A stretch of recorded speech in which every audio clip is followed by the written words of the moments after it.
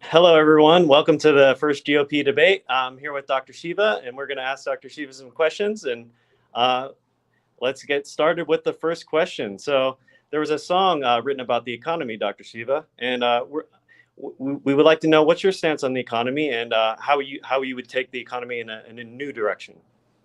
Yeah, I think, by the way, welcome, everyone. This is the first GOP debate. As many of you know, both wings of the establishment are very, very fearful of our campaign, which is growing like wildfire all over the country. So their only option is to make us invisible. So we decided to do this debate, as you know, Chris, where you're going to be bird doing every question that they ask back to me so people can really make a comparison. So the question that was asked a couple of moments ago at the GOP debate was, they played the song by this guy that, apparently appeared out of nowhere, talking about the situation of the U.S. economy. And they've been asking each candidate what they think about it. And why is the economy in this situation? Well, let me tell you why the economy is in this situation, because both wings of the establishment, the Democrats and Republicans, don't give a damn about the working people of this country. And the reason they don't give a damn about the working people of this country is none of them come from the working people of this country. I'm the only candidate who comes like the rest of us. I'm one of us. I'm one of you. And I've had to work hard all my life. I'm a working class person who's come bottoms up. Everything I've earned is like everyone who's watching this debate today. I've come bottoms up. And that bottoms up nature informs me that the reason that the economy is in this situation is because both wings, Democrats and Republicans, have worked together by design to destroy the American working people. So let me give you some statistics. If you go back to 1970 till today, and you compare the economy between that period to the same, let's say, period between 1900 to 1970, you'll see a very stark difference. And this is what you'll see. Between 1900 to 1970, as the American economy grew, Chris, as GDP grew, every quartile, the first, second, third, and fourth income quartiles of the American working people's salaries also grew. So what that means is if you were of the first income quartile, let's say making $0 to $40,000 a year, we were at the highest income quartile making millions a year. Between 1900 and 1970, as the economy grew, everyone's wages grew. Does that make sense? And that happened because during the early 1900s, in fact, until the mid 1900s, 1950, there was a strong working class movement, a bottoms up organic movement of the American working class that put the fear of God into both wings of the establishment. And that fear of God involved nearly 150 million people striking on the streets, over 11,000 strikes. That made the wings of the establishment recognize that they better treat people fairly. And as those working class movements grew, and as the economy grew, everyone prospered. However, as we know right now, Chris, this debate is taking place in Milwaukee, Wisconsin. It's a very important area because it was in Milwaukee, Wisconsin in the 1800s that 7 American workers were shot by the National Guard for fighting for the 8-hour workday. Similarly, in 1886, 4 American workers were shot in hanged for fighting for the 8-hour workday. So by the 1950s, the establishment was so afraid of these bottoms-up movements that the Republicans, led by a guy called Eugene McCarthy, branded all of these movements as as socialist Marxist movements, as though they were being run by Russia, right? That was the early Russiagate. And the left wing took over all of these organic bottoms-up union movements. So by the 1970s, the right wing had cut the legs off the workers' movements, scaring them with the Red Scare, and the left wing, Democrats like the Bernie Sanders of the time took over the unions. So after 1970, there was no more bottoms-up union movements. And between 1970 till today, when you look at the first and second income quartiles, there's been a split. There's 2 American pies now. The first and second income quartiles wages have gone down over the last 60 years. And if you look at the area under that curve of those wages going down, it's been calculated to be $47 trillion. $47 trillion in wealth was transferred by the working class of this country to the elites, the third and fourth income quartiles.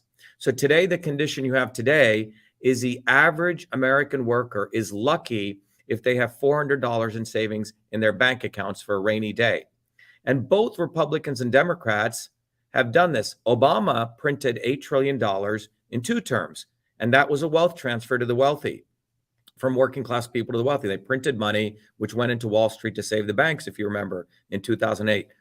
And as Obama saved big banks, Trump did the same thing. In 1 term, he printed $8 trillion to save big pharma. That was another wealth transfer. So anyone thinking that any of these Republicans on the stage are going to tell you the truth of what I just told you, you're not going to hear from them. You're only going to hear it from one of us, me, who's going to let everyone know today that the economy is in this condition. It is by design, because the lesser of 2 evils, it is what has destroyed this country. It is the lesser of 2 evils that has made sure that your child today will have a lower life expectancy than you, Chris. And that's what's happened. That's a fundamental issue. Both wings of the establishment have profited from destroying the American working class. One of us, you, me, and the reason they've done it is none of them are one of us. You look at everyone on the stage, they all come from the swarm. They all come from the elites, and they represent the elites. I don't. And you look at the history of my life, it's always been fighting for working people, because I'm one of us. So that's my answer to the first question. This is why we need a bottoms-up movement. This is why we need a systems overhaul, because things are not going to get better. Well, thank you for that. And we'll move on to the next question here. 54% of voters say the cost of groceries is a problem. How will you address this? Well, let's talk about that, okay?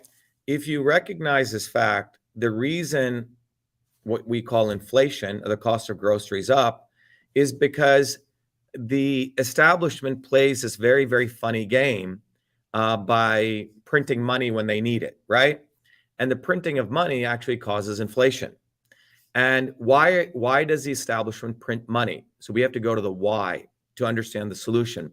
The reason they print money is because both wings of the establishment, again, let's remind everyone, Donald Trump in 1 term, a Republican, supported by the Republicans and Democrats, printed $8 trillion, right? Created a massive deficit. Obama, a Democrat, in 2 terms, printed $8 trillion. So if you just lay it side by side, let's be very clear that both wings of the establishment will print money. And why did they print it? To save their guys on Wall Street. Obama printed it to save big banks in 2008, and Trump printed it not because of COVID. It's because the pharmaceutical companies were tanking.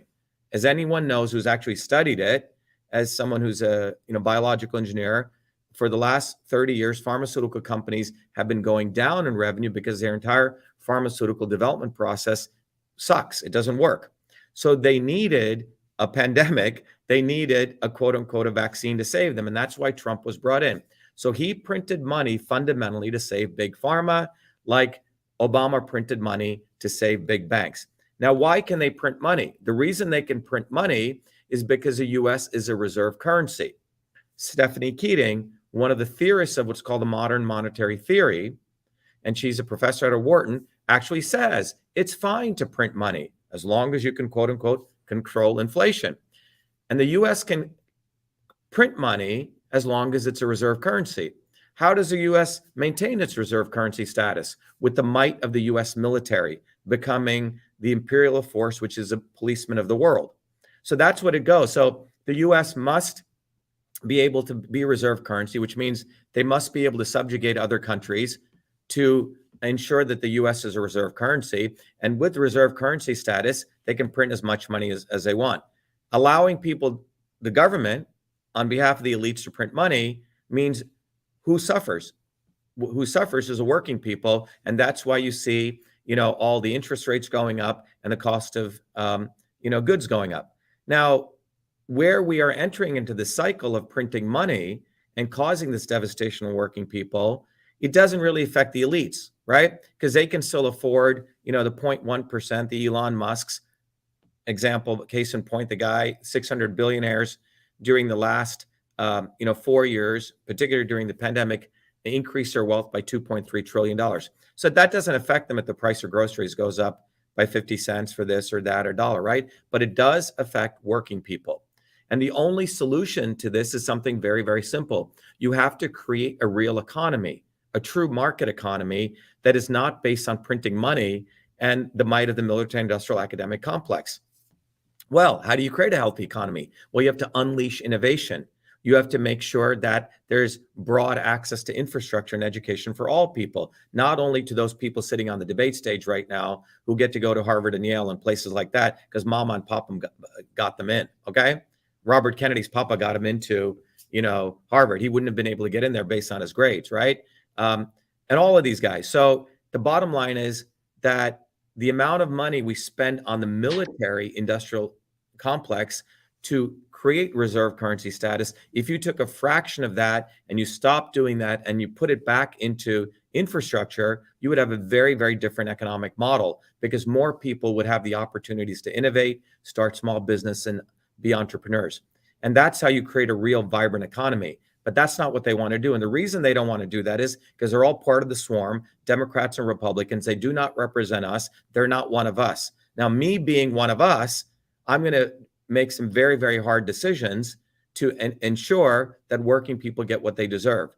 And so, for example, we should stop funding any of these activities in the Middle East. There's no reason to fund Israel. There's no reason to support a Middle East, a war base. This is what Iraq has become, right? So we pummel lots and lots of money to supporting these wars to subjugate other countries so we don't take care of our own country at home. And that's where it begins. Awesome. Some of the GOP talks might disagree with that stance, but I liked your answer. So we'll move on to the next one here. More than 1,000 people are still unaccounted for in Maui after the wildfires. A hurricane is hitting California for the first time in decades. Young voters say their top concern is climate change. How will you address this? So it's a very, very good question. So let's talk about a lot of, you brought up the issue, Chris, of you've used the word climate change, and you've also used the word the fires in Maui, okay? The intersection here is the following. The climate does change. It always changes, okay? The issue is this.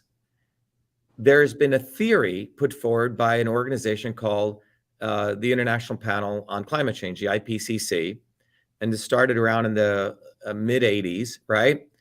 Really perpetuated by a guy called Al Gore. And the concept is that CO2, which is a greenhouse gas, is being trapped in the atmosphere, right? And that CO2 gas is going to cause an increase in the temperature of the earth, the surface temperature of the earth. Okay, so this is a theory. Now, from a pure scientific standpoint, we need to recognize the following. The sun is this radiative body. It puts out so much radiation that hits the earth, right? To be specific, the sun puts out 340 watts per square meter that hits the earth. 140 of that bounces off the earth's surface, and that means 200 watts per meter comes into the earth. By simple energy balance, that other 200 watts per meter has to be dissipated. Well, the earth has a process called convection, which is the interaction of the ocean water with the atmosphere. And through this very complex process, the earth has this amazing ability to dissipate this other 200 watts per meter. Now, the quote unquote climate change proponents claim that because of the man-made CO2, right, that we're not going to be able to dissipate all that heat, and that heat is going to be trapped in the earth and it's going to increase temperature. Okay. So we do know greenhouse gases can increase temperature. The issue comes though, Chris, how much? How much? That is what science is concerned about. You can take a little bit of salt or you can take a lot of salt, but based on what you take, you can cause damage to your body or be beneficial for your body. So in science, we're looking at how much. Now, the climate models that were used to make these assumptions were based on a mathematics that is actually unsolvable, which means you can win $1 million right now for actually being able to model what's called the turbulent fluid. And we're talking about two turbulent fluids, the atmosphere and the oceans. No one's been able to do this. In fact, if you actually bother reading the IPCC reports, which I have, there's about 120 models. And every model gives a very different answer. So for example, if you look at these models' prediction of how much Arctic ice will melt, one model says 100% will melt by 2050. Another says 0 will melt. And in fact, there's like the Baskin-Robbins flavors. There's one flavor for everyone.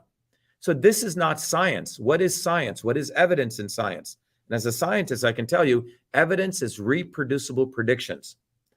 If an apple is at this height and I drop it, I can predict exactly how long it'll take to drop to the ground using Newton's equations. I don't get 10 different answers. I'll get one answer. Okay? They have 120 different answers. This is not science. And therefore, they're not able to actually tell us how much the Earth's temperature is going to heat by any level of it. It's basically an error. More importantly, if you look at these models, guess what? They didn't include clouds in their model. Okay?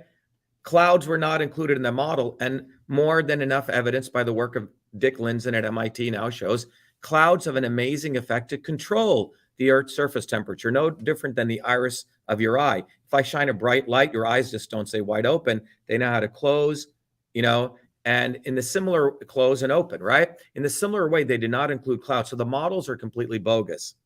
So that's a very important point I just want to make from a scientific standpoint, that these models are based on nonsense. In fact, they don't predict anything. Now, getting to the wildfires, let's talk about something that's, I did a whole video on the Canadian wildfires. First of all, if you want, fires do take place, wildfires do occur. However, the way that you control fires is through adequate forest management. You invest in infrastructure of proper airplanes, which can actually dump water. You have high penalties for arsonists that do cause a lot of these fires. And you also allow the people on the ground, farmers who know what to do do their natural process of clearing the ways so fires are contained. Well, none of these processes have been supported, be it in Maui, be it in Australia where the fires have taken place, be it in Canada or any of these places. In fact, it appears by all evidence that the leadership of these regions, be it in Hawaii, be it in Canada, be it in Australia, actually want fires to take place. Why? Well, I'll give you the case in point is that if you take Canada, for example, they want to impose a carbon tax on all the working people by saying, oh my God, climate change is going to occur, right? We can't have, all this more CO2 in the environment. So we're going to start taxing you. So Canada wants to take its carbon tax of $70 per ton up to $170 per ton. All right. So they really want to triple the carbon tax. And so what better way to triple the carbon tax than to convince the masses, oh my God, look at these forest fires are being caused by climate change. Therefore, you should happily, give your taxes so we can control these fires. So in my view, if you look at Maui, by all the evidence, people have been saying for many, many years that the basic infrastructure wasn't in place to control these forest fires. So the reality is, and by the way, arsonists really don't get that much penalty. There's really not any type of serious liability, serious penalty to being an arsonist. So it seems to me, by all evidence, that there is an economic incentive to support forest fires from occurring, because the economic incentive is the government's, state government, federal government can impose carbon tax on its people. So that's the linkage between these forest fires and climate change. There's a bogus science that's been created on climate change, absolutely nonsensical science that shows no evidence. And that bogus science, which is basically marketing, is being used as a basis to support carbon tax of working people. And what better way to amplify that marketing with ensuring that you don't put the right infrastructure in place in these states and these regions where forest fires are going to take place.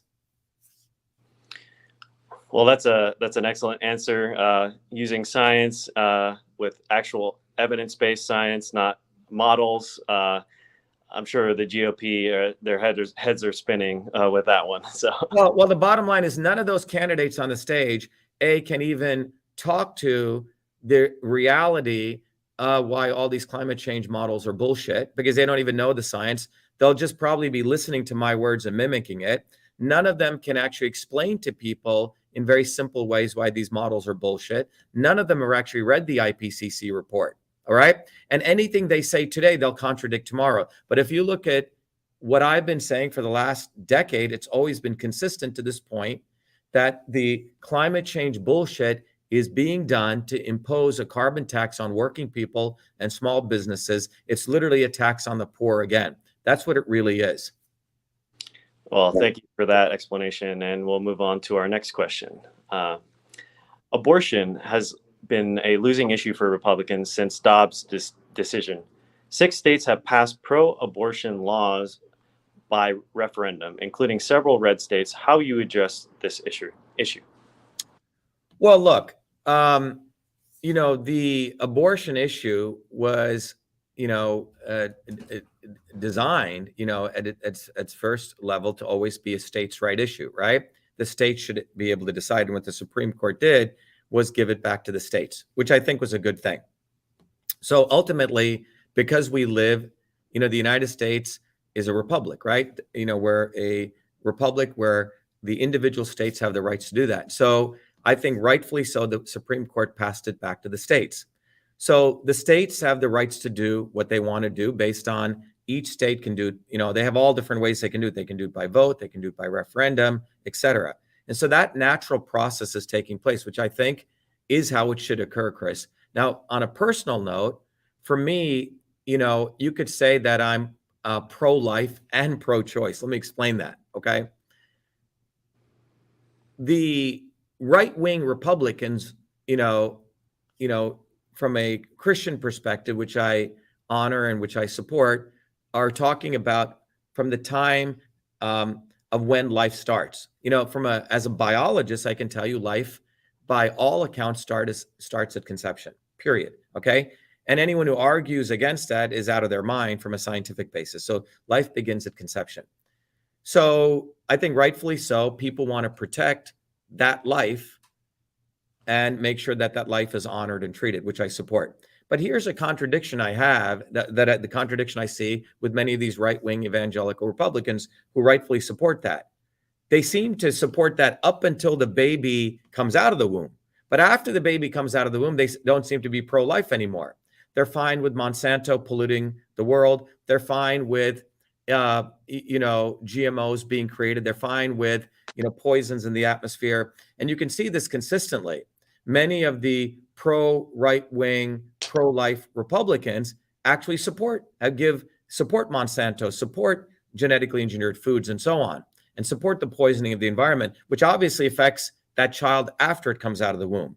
Many of them are actually fine with supporting countries like Israel and Zionism and imperialist wars, where young working class people are sent to die, 17, 18, fighting for the bourgeois, of the 0.1%. So I think if you're truly pro-life, then truly be pro-life at a very fundamental level. And that concept of pro-life, needs to go before the womb and after the womb, in my view. That's, to me, truly a systems-based concept of pro-life. Not just saying, well, I'm pro-life, I want to make sure they don't kill the babies. Great. But what about after your baby's born? If you look at the reality right now, between 1980 to today, the United States life expectancy is going down. Let me repeat that again. Between 1980 to today, the life expectancy is going down, and that's the curve. And I can share with you that curve right here if you want to see it, because I wanted to make it accessible to everyone. Let me share with you that curve. And if you go right here, this is the curve, Chris. You see this curve here? Since 1980, this dark line represents the life expectancy of all the industrialized nations going up. But you start seeing in 1980, we've been going wackadoodle.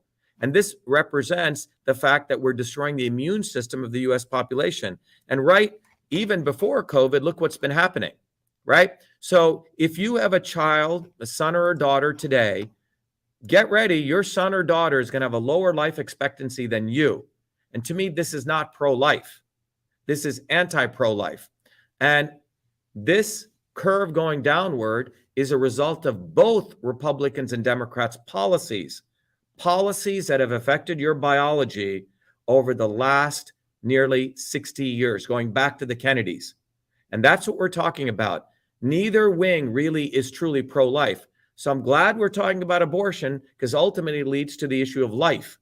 And the life expectancy of the United States public is going downward. So if you have a child, your child is going to have a lower life expectancy than you. So this is why we need to stop voting for the lesser of two evils. It's time that we vote for someone like me, who's one of us, for a systems overhaul. There's no way out of this. And no other candidate on that stage will even discuss that curve, because it'll expose all of them as frauds. They're not pro-life. Oh, yeah, I was going to ask, like, either side seems totally to overlook this issue completely. They don't even mention it. It seems to me like they are avoiding that totally, and I totally agree. When do you think? What do you think was the trigger that really started that decline? Do you think there's a nexus point? Yeah. So I think the key thing to recognize is, if you look at that graph I'll bring it back up, right? What's important to understand is this is not a pro-vax and anti-vaccine. You notice the curve's been going wackadoodle since 1980. This is a result, Chris, and everyone listening, and to the American people out there, right? This is a result of not any one issue. It's a result of a whole bunch of interconnected policies. It's a systems problem. You're looking at a systems scientist.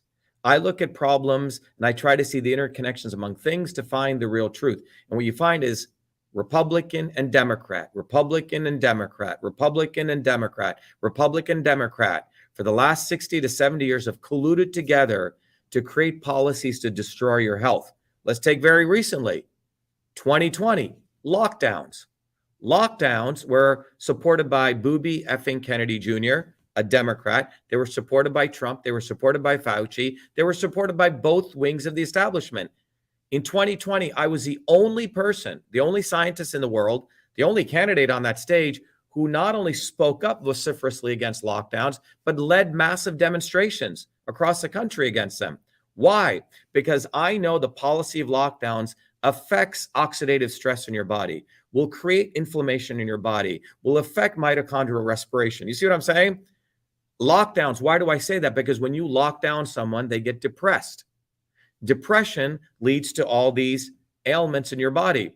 Depression leads to people taking antidepressants, which leads to destruction of the immune system. Okay? Lockdowns fundamentally, you don't get enough vitamin D. Well, vitamin D from the sun is critical to immune health. So think about what I just said. This singular policy of lockdowns killed people. Trump killed people, Booby effing Kennedy killed people, and every one of those people on the stage, including Ron DeSantis, and all of them in 2020 were supporting lockdowns. It took him 1 year to say he's against lockdowns. Well, by that time, pharmaceutical companies actually had made, $80 billion. So all these guys that were too little, too late, delayed truth. I was the only guy. Why? Because I'm one of us, man. I care about working people. These people don't. They can run off to, some beach. They can go off to their private beaches and get all the vitamin D they wanted, right? And that's what many of them did. They didn't wear masks at parties. You saw it all. The global elites did all of this. But I was the one who called out lockdowns, number one. So that's one policy. Let me give you another policy. Income inequality, as we just talked about. You know how much stress that creates in the average individual? The fact that you only have $400 on a rainy day, that stress affects your cortisol and your adrenals, okay? When your body's not able to modulate cortisol, you get all types of inflammation taking place in your body, which leads to all other kinds of diseases, right? So I've given you two examples, lockdowns, income inequality. Let me give you another one, Obamacare, right? Or the entire healthcare system, which, by the way, Trump didn't really address at a fundamental level, Republicans and Democrats. The entire healthcare system has divorced the doctor being even able to see the patient. In the old days, a doctor would look at the patient, would look at your eyes, your face, your tongue. You had a family doctor. Now, starting in the 1970s, with the monopolization and the collusion between big pharma, big hospitals, and big insurance, they created all these layers between the doctor, the family practitioner, and you. So there's no more intimacy of really understanding your body on a personalized level. The doctors are told what to do by the insurance companies. And doctors, most of them don't even understand the ankle bone is connected to the foot bone. Most doctors are egomaniacs. They don't take a systems approach to the body. They will never tell you they don't know because they're taught to be basically a robot. And by the way, mark my words, in the next 5 years, 90% of these doctors are going to be replaced by robots because they can do that. Because that's what doctors are. If this, give this drug. If this, cut this out of your body. That's pretty much it. So this is why I keep saying we need a systems overhaul. We cannot be voting for the lesser of two evils. For the first time in American history in a long time, you have someone like me, one of us, trained engineer, trained scientist, mowed lawns, played baseball, came bottoms up, one of you. And so the real choice is, why is it that I had to leave the Republican Party and run as independent? Because, and obviously a guy of my skin tone should have been embraced by the Democrats, but neither of these parties serve any of us anymore. So it's time for us to build a bottoms-up movement. And that's what Shiva for President's about. It's about us. It's about you and me uniting bottoms up and letting go of these idiots. There's 8 and 9 idiots in the GOP right now. Trump, the other idiot, didn't even bother coming. But there's a 9 idiot circus going on. And our discussion right here is the one that everyone should be listening to. Those people listening to it, share this everywhere. Go troll Fox News right now. Tell them to come here. Love it. This is where the real discussion is taking place right now. And you mean to tell me you didn't get $1 million? David Newman just donated $10. Thank you, David. Oh, awesome. Yep. You mean to tell me you didn't get $1 million loan, Dr. Shiva, to start your first business? No. Oh. Every business I've started, I've done by taking a product, delivering it to a customer-funded development. Everything I've done. So if I didn't deliver anything, I didn't get a paycheck. I didn't have VC hedge fund guys. And by the way, since you're bringing that up, this disgusting fellow, by the way, they had to go find a brown guy to try to mimic me. And this turd, I call him Vivek the Snake. That's what he is. Let me tell you why he's a snake. This guy's an absolute scumbag. And he should not only should he not be allowed on the debate stage, but I believe he should actually be in jail. Let me tell you why. Several years ago, about 5 to 10 years ago, he started a company called Axovant. And you can look it up, Axovant. And what he did was he went and bought for $5 million a drug from one of the big pharma companies called GSK. And for $5 million, he goes buys this drug. Now, this drug was developed by GSK, a multi-billion-dollar pharma company, to fight Alzheimer's, Parkinson's, dementia. And guess what? It failed all 4 clinical trials. 4 clinical trials, it failed. Everyone, please write this down.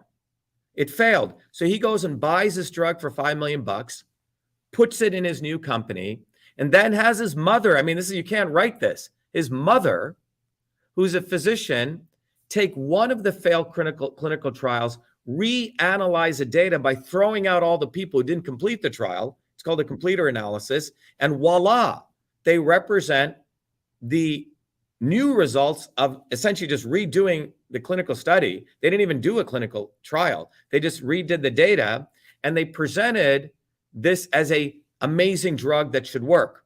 Then they took that company public, raised billions of dollars.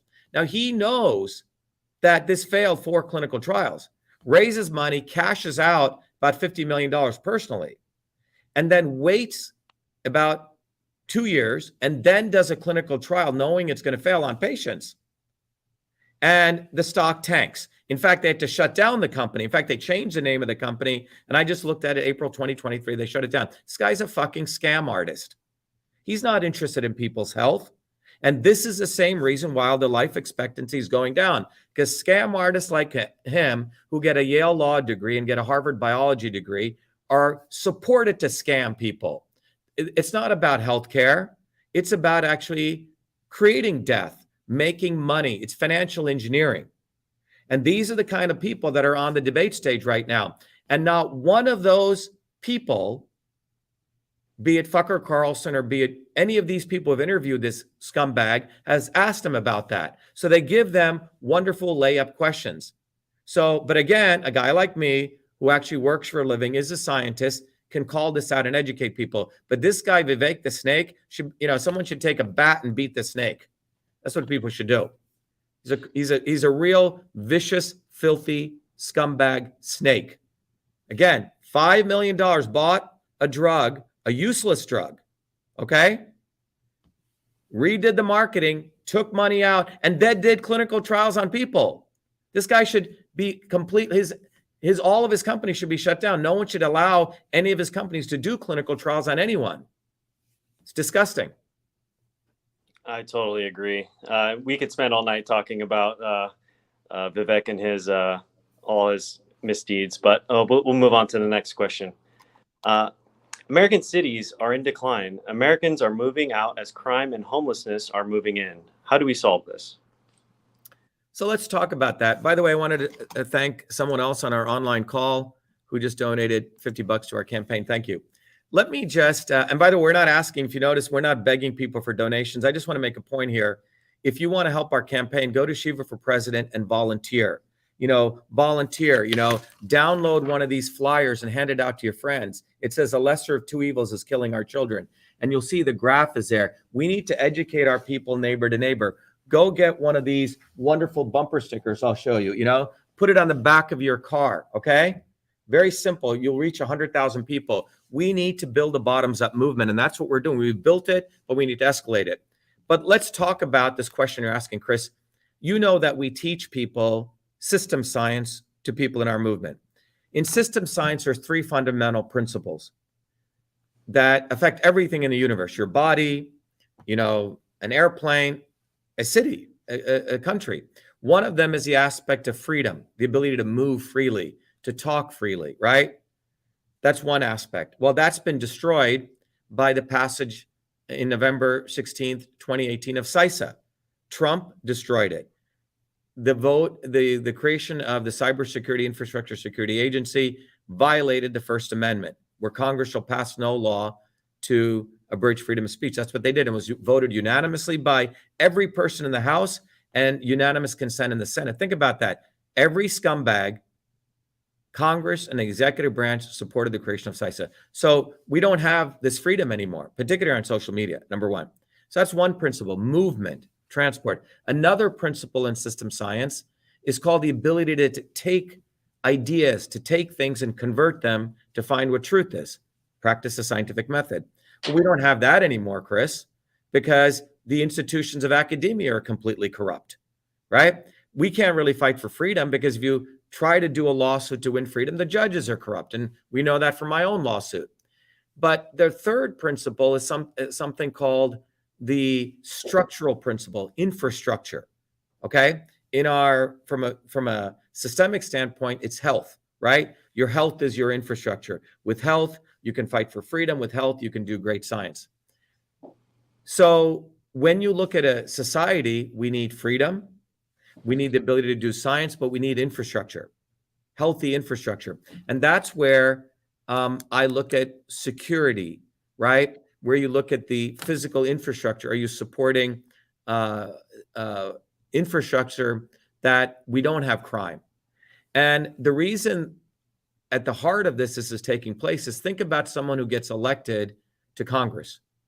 If you get elected to Congress, you have 2 years. The day you get elected to office, what are you doing? You're trying to get reelected. The day someone gets into the Senate, they're working on getting reelection. And why is this important to understand? Because there's three buckets of the economy. One bucket is equity, which is giving away free stuff to people, welfare, taking care of people, who are destitute. The second bucket of the economy is called security, right? Protecting the borders, right? Just 1 second, please. Protecting the borders, right? And the third is infrastructure, inner city infrastructure, right? Putting proper police force in, right? All those things. Now, if you got elected to Congress and you have 2 years, what do you typically vote on? You vote on stuff that's going to get you reelected. So you vote on equity, maybe sometimes on security, but never do you vote on infrastructure because that's a long-term play. If you're AOC or Bernie Sanders or any of the Republicans, infrastructure is way on the bottom of the list because the day they get elected, they're going to try to get reelected. Okay. So they never make the hard choices. So the only way out of this, in my view, is this is why term limits are very, very important to address this issue. And I think, in my view, we need to change things. This is why we need a systems overhaul. I think a president should be elected for 8 years, right? And you're done. A congressperson should be elected for 4 years, and a senator for eight years, and that's it. And all elections should take place at the same time. So you're done. And that will resolve not only term limits, but you're not there. You have enough time to do what's right for the country. And that's the fundamental issue. So if that's done, people are going to vote for infrastructure because they're going to do what's right.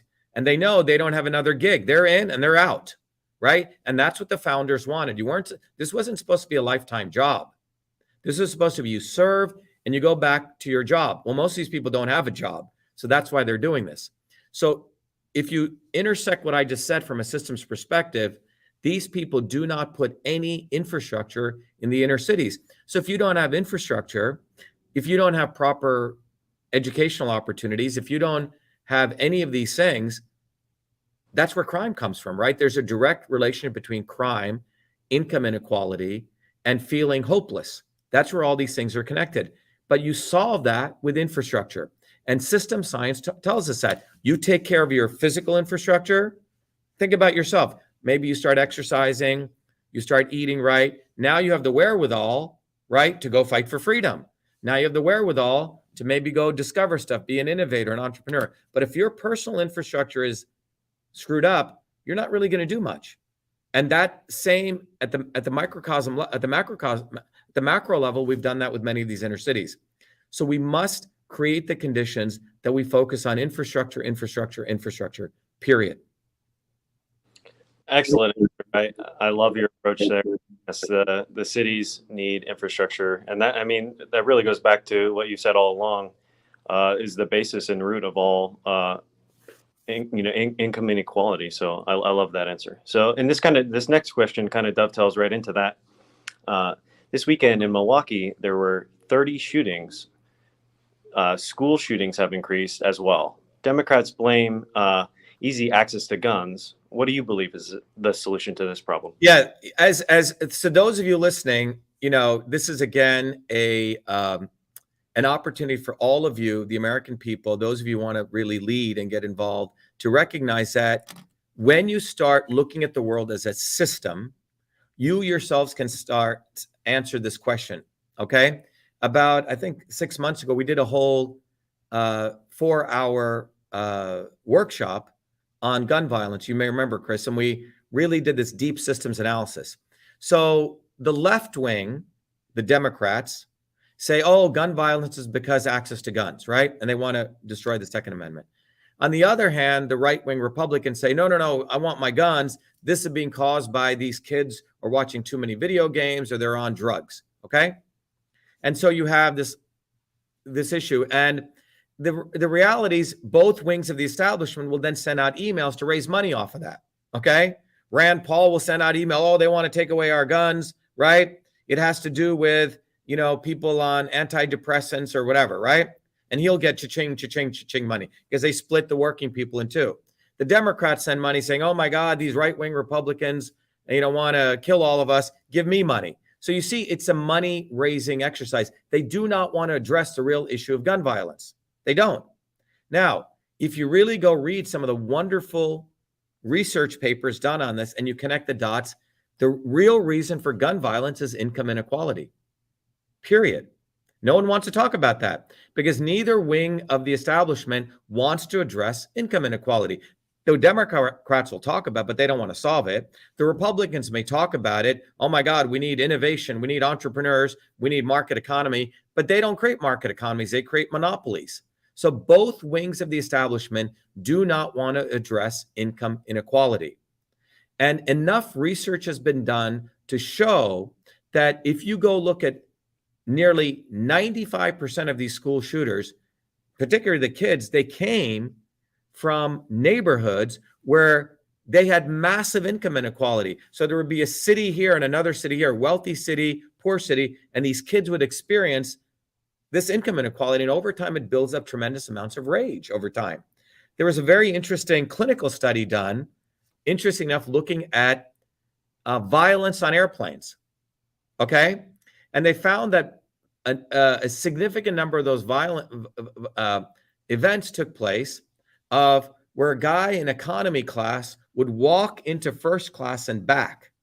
Okay. And he said, wow, they have it really good over there. And I'm living like in a shithole over here. The point is, when people observedly see these market differences, it starts affecting a certain percentage of the population. It may not affect everyone. You're creating a percentage of the population which becomes very sensitized to this. So if you look at the last shooting in Uvalde, that kid was working at a Wendy's. He wasn't just some, nobody, right? He was trying to hold a job. And over time, this rage builds in people. Now, that rage may then lead to people taking drugs or whatever, right? But the core of it is income inequality. And that's what we need. So if we really want to solve gun violence, we don't need to get rid of the Second Amendment, right? And it's really not about drugs or video games. It's income inequality. And no one wants to address this because it'll expose the fact that both wings of the establishment are part of the swarm. They don't want to help everyday working people. They're fine with having a pandemic where, 600 billionaires, increase their wealth by 2.3 trillion. This is a fundamental systems issue, right? So how do we resolve that? There's only one way. We have to build a bottoms-up movement. The elites aren't going to give us anything. So if you look at what I said between 1900 and 1970, as the economy grew, everyone's wages grew. Between 1970 till today, as the economy grew, the first and second income quartiles, their wages have shrunk. $47 trillion got transferred. That is a reason for gun violence, income inequality, period. Let's go solve that systems issue, or we just divide people along left and right all day long, which is what they want.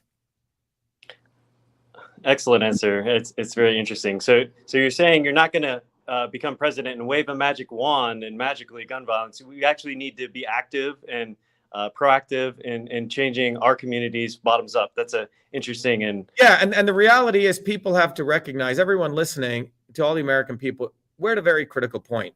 Do you want to be bullshitted to and hear sound bites and see who will bullshit you better? Because many of these clowns up there literally are watching me every day, and they literally take my sound bites because they know I stand for the truth, and I walk the walk. And I'm one of us, I'm one of you. So they literally they know right now, Chris, they have all the data of all 330 million Americans. They know people are pretty pissed off and they hate both wings of the establishment. And they know the movement for truth, freedom, and health in our campaign is grabbing people for wildfire. So what they're doing is first making me invisible on their media and amplifying the fake heroes by stealing my messages. And that's what's going on right now. And so the issue is, do you, as a person watching this, share this with all your friends? Do you want to continue to be bamboozled by these fools? By these fools who know nothing about your suffering. I know about your suffering because I've had to fight injustice all my life, since a 4-year-old kid, fighting the caste system, making sure that if I created something, people didn't steal it, making sure that food service workers got a fair wage while I was at MIT, making sure any person could go to an institution like that, poor kids, poor white kids, black kids, etc. I've been fighting all my life, because I'm one of you. So these people are not one of us. So that's what we need to recognize. So they will never take this systems approach because they actually want people they like gun violence. They don't want to solve gun violence. Excellent. So let's move on to our next question here. Speaking of not one of us, let's talk about golden toilet seat man himself. Former President Trump has been indicted in 4 states on 91 charges. Should Republicans still support him if he is convicted? Well, look, let's go to the reality here, okay? Let's talk about Trump. Many of you know that, I have great hatred towards what the 0.1% do to the rest of us, okay? I did a video called The Swarm, all right? Many of you know that I have always been an activist since I've been 17 years old. You'll see me when I'm a 16, 17-year-old kid distributing flyers like this. You'll see me tomorrow going down to the South Station, educating people. I believe in activism on the ground.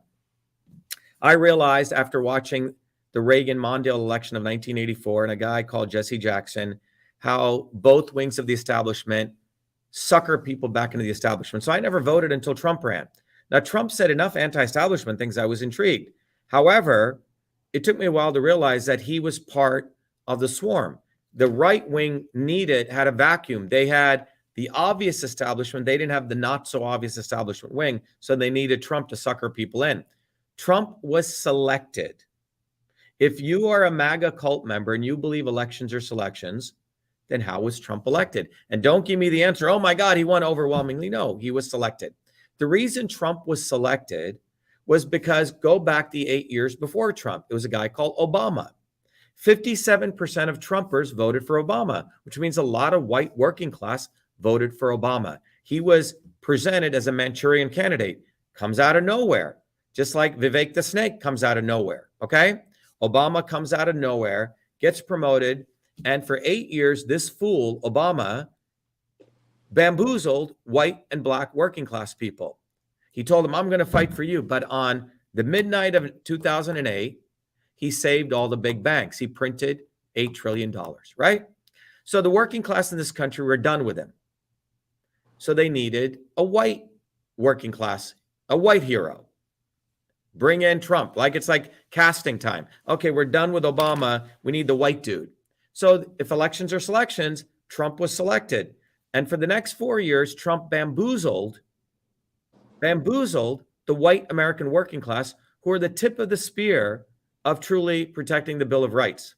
And what happened over those 4 years? It was under Trump, we printed $8 trillion in one term. It was under Trump, the swamp increase. It was under Trump, we had lockdowns. It was under Trump, failing pharmaceutical companies like Pfizer, who went from $65 billion in revenue to $40 billion in revenue, were tanking, got resurrected. Trump did for big pharma what Obama did for big banks. Pfizer's revenue went from 40 billion up to 80 billion, and then under Biden to 100 billion. Both Trump and Biden took in $1 million for their inauguration funds from Pfizer. Okay, so the bottom line is Trump is one of them. He's not one of us. So let's get that out of the head. Now, the elites among themselves, like gangsters, have their own petty fights. It's like watching WWE wrestling, Chris. This is none of our worries. Let them kill each other. Let them annihilate each other. Let them indict each other. It's all theater. And the theater here is to keep you glued to them. Oh my God, they're indicting Trump. I got to give him some more money. You may only have $400 in your bank account, but you're giving this guy with golden plated toilet seats who's got billions of dollars in his bank account, and you have $400 and you're giving him $100. You're giving him 25% of your savings to a guy who doesn't give a damn about you. You have to check in and check your head. Why are you doing that? And the reason you're doing that is because you're believing in this artificial nonsense. It's all theater. That's what it is. Let Trump get indicted. Let Biden get indicted. Why the fuck do we care? This has nothing to do with us. So this is all a distraction. The only way out of this, to break out of that diagram, right, where your child is going to have a lower lifespan than you, is we need a systems overhaul. And as this thing says, we cannot vote for the lesser of two evils. Fuck Trump, fuck Biden, fuck all of these guys, okay? It's time for us. It's time for one of us. We need a systems overhaul, unless you're okay with your child having a lower lifespan than you, which means you're a psychopath. So just for clarification, you're saying a lifetime New York liberal elite billionaire is not one of us? No, he isn't. Oh, okay. Okay. Think about this. Trump last year made $555 million off of his golf courses. He didn't make that kind of money before. All of his businesses were tanking. You know, Jared Kushner got $2 billion from the Saudis. He's as bad as Hunter Biden. The only difference is Hunter Biden has bad PR. Ivanka and Jared have better PR, right? They just hired a better PR agent. So this is the issue. No one listening tonight should give a fuck about Trump, should give a fuck about Biden. We should start giving a fuck about ourselves. Because look at the data. And I'll bring it up again. Look at the data, everyone. Your child will have a lower lifespan than you. And this has been going on for a long, long time. So let's all get our heads out of you know what and start fighting for ourselves and start, having one of us as our leader, not one of them. Agreed. So let's move on to our next question here.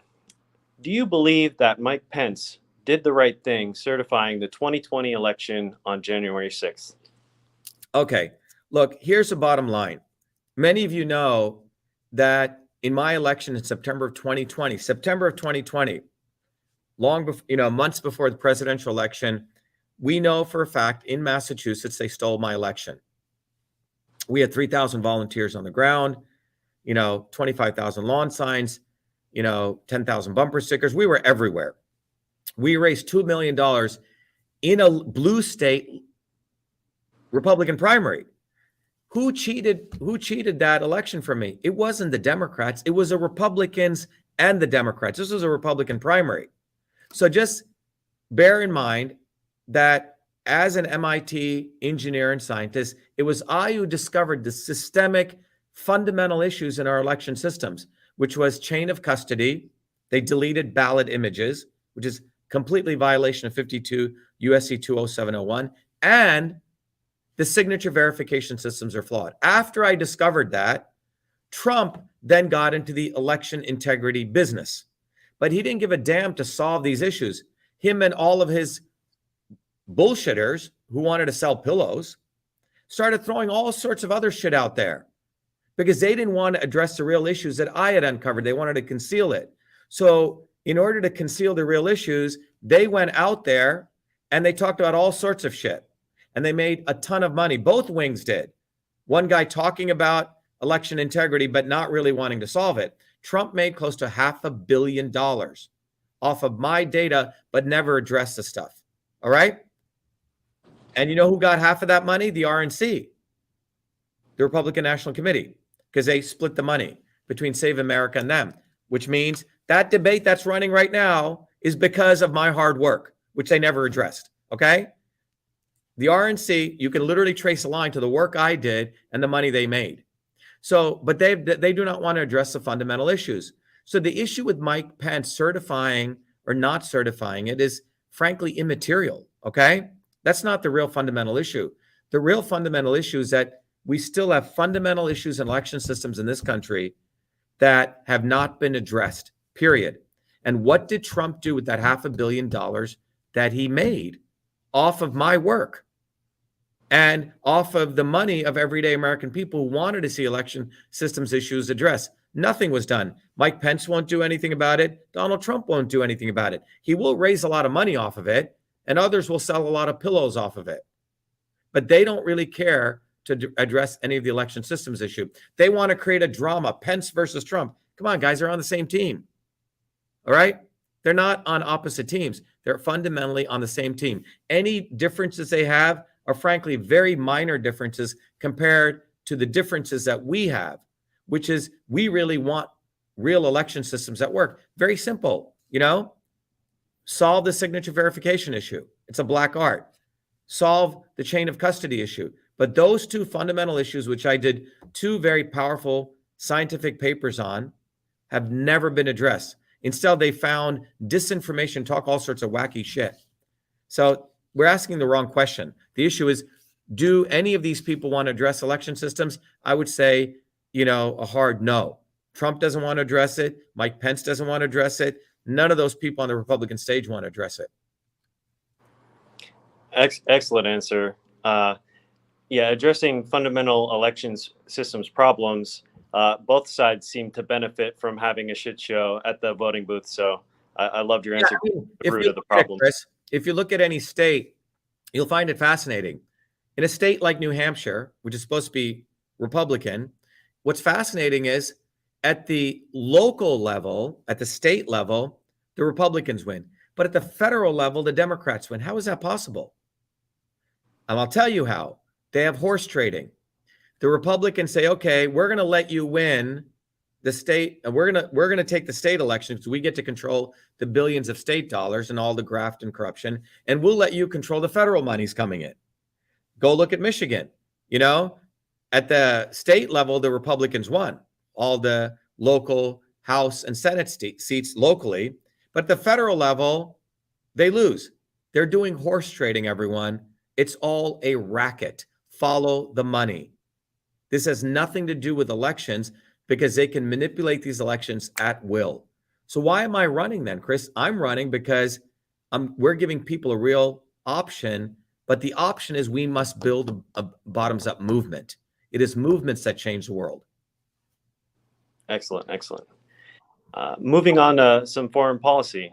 The U.S. has committed $77 billion in aid to the Ukraine war. Congress has asked for another $22 billion. Would you support further aid to Ukraine? Well, first of all, let's remember it was the Republicans. It was the architecture of our involvement in Ukraine goes to Condoleezza Rice. Okay, who was a war hawk Republican, under the Bush administration. So we have to go back to where all this started. Condoleezza Rice gave a very, very famous speech at a university in 2013, where she said, we must make sure that Europe is no longer reliant on Russian energy. 2013. 2014, voila. Under Obama, right? You see this thing called the Maidan Revolution take place, supported by John McCain, another Republican, and Obama. So a duly elected president of Ukraine, who is very pro-Russia, is ousted. And they put in a president who's pro-US.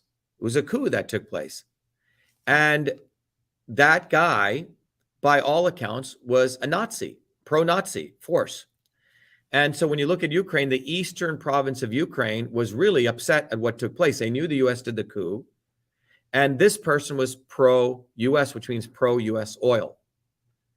And ensuring that the Ukraine has a number of places for oil and gas. Shell, Exxon, all went into Ukraine, started initially figuring out ways whether they could pump the gas and oil out through a pipeline and send it to Europe. The goal was to get dependency off Russia. Well, Putin got hold of this and he kicked these people out.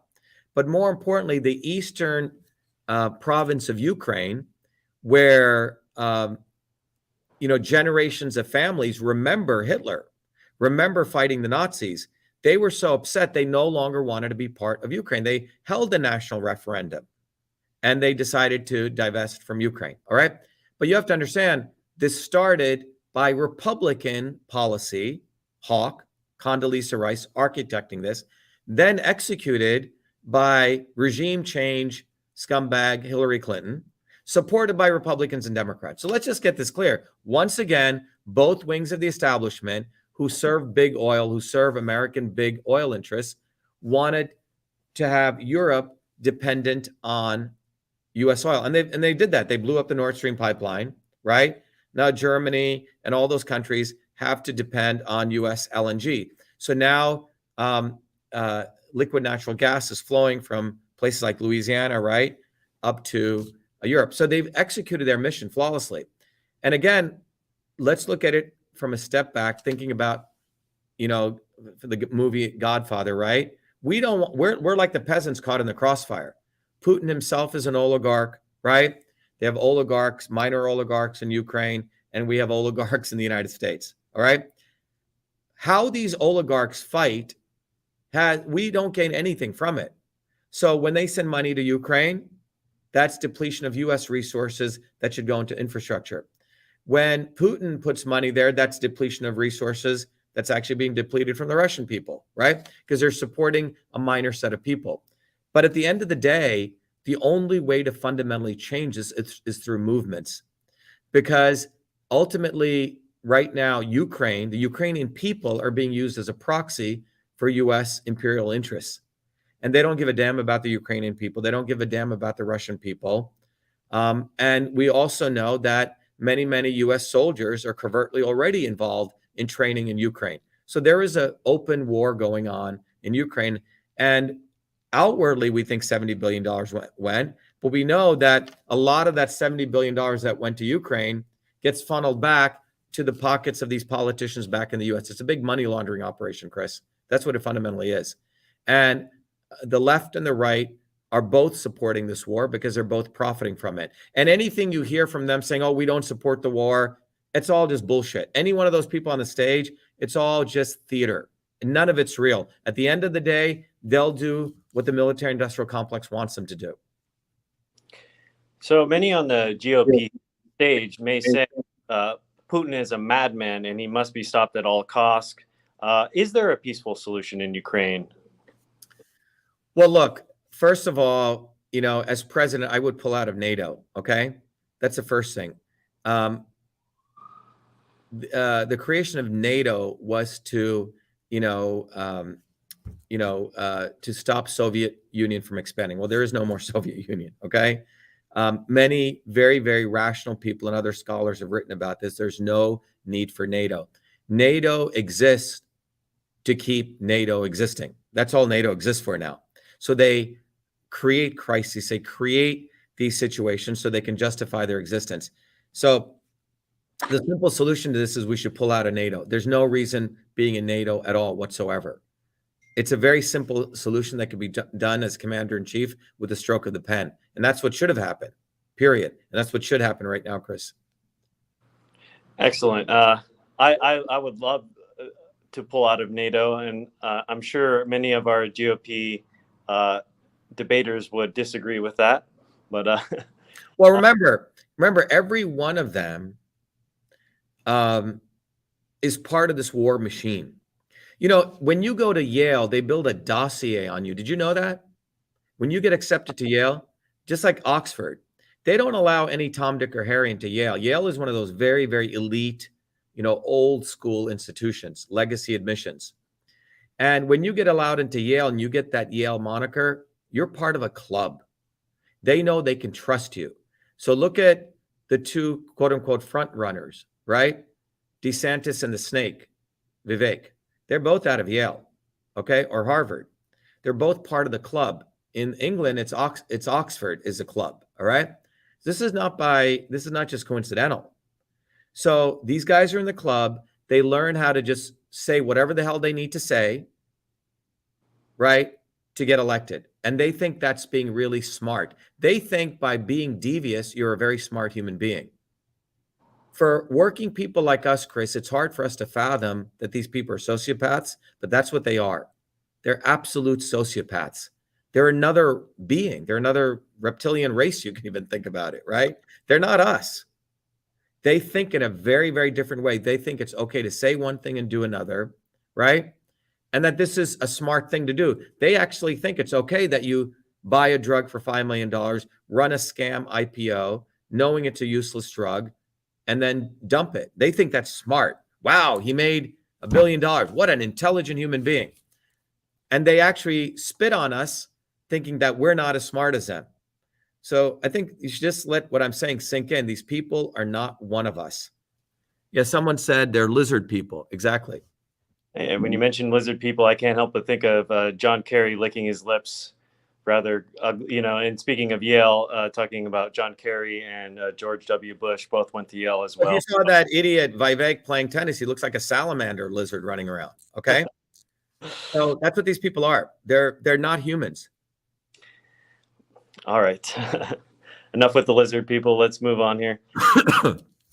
China has warships off the coast of Alaska and Taiwan. Their maritime militia and Coast Guard are harassing civilian vessels and other countries like the Philippines and Vietnam in the South China Sea. 2 U.S. sailors were just arrested for giving military secrets to China. How do we deal with the threat posed by an increasingly aggressive Chinese government? Well, let's first of all understand that the U.S. and Chinese economy are highly intertwined. Okay? And U.S. imperial interests have profited from very close relationships with China, left and right. So let's just take that broad view. It was Nixon, a Republican, who opened up from 1970 the relationship with China, right? And ever since then, because of U.S. imperialist interests, more and more offshoring got done to China. Manufacturing, consumer packaged goods, all that kind of stuff, right? You go to Walmart, 90% of the stuff is from China. Walmart, at one point, probably is number 1 or number 2 on the Fortune 1,000. Okay. So we have to just take a step back and look at the long arc, because remember what the goal of the elites is: to distract us from building a bottoms up movement so we don't awaken to this graph. Okay. The lesser of two evils is killing your children. So let's always keep the big picture. As long as they think, oh, it's China. Oh, it's Russia. Oh, it's poor Trump, he's being indicted. They throw all this shit out there. So we, as the masses, no different than that movie Gladiator where they run these games, right? Get distracted from organizing and mobilizing ourselves. So I just want everyone to just close your eyes for a second and think about that graph that I just showed you, and think about this concept of the lesser of two evils, and think about the fact that they don't want you to look at that graph. Because if you look at that graph, you will realize, holy fucking shit, we're being screwed. And this is being done by both Democrat and Republican, and lesser of two evils ain't going to do it anymore. So China is one day the enemy. Okay, if China didn't exist, tomorrow it'd be India, then it'd be Brazil, and then it'd be Canada, and then it would be New Jersey, and then it would be, like South Park, Canada. You blame everyone else. What we have today is a multiracial, global, decentralized elites. I call it the swarm. They're not in any one location. They're everywhere. They're Chinese, they're white, they're brown, they're all different colors. So we need to take this global perspective on this, right? The average person who's working in China is suffering in a very similar way to the average working person in the United States, is suffering in many ways under corruption with the average working person in India. If you go back before 2020, before this pandemic hit, I just want everyone to go Google at some point. You will see literally nearly 21 major strikes were taking place across the world. Strikes. People forgot 20 million people protesting in France in 2019. Chile, Venezuela, go look at, and suddenly the pandemic comes and all those strikes go away. And many of those movements were against corruption and income inequality across the world. So China has had massive movements internally. So they like to distract and blame Taiwan, you say, or blame the US. This is classic way that the elites work. So they distract us, whether we're in the United States or China, because the world has become very, very close now to recognizing that working people who actually produce goods and services are being screwed. So they want us to make the enemy be the Chinese or make the enemy be somebody else. But the reality is that the elites travel in their private planes, whether they hang out in Hong Kong today or Macau tomorrow and gamble, or Singapore, or Delhi or Sao Paulo, right? They're all moving around. They're in one swarm circle, and you're not part of that. So we need to take a much more realistic perspective on this, because the fundamental issue with China is that Chinese economy is very intertwined with the US economy. And we need to recognize that. And in the midst of all the bullshit you hear from time to time, we need to recognize that the elites will always take care of their own.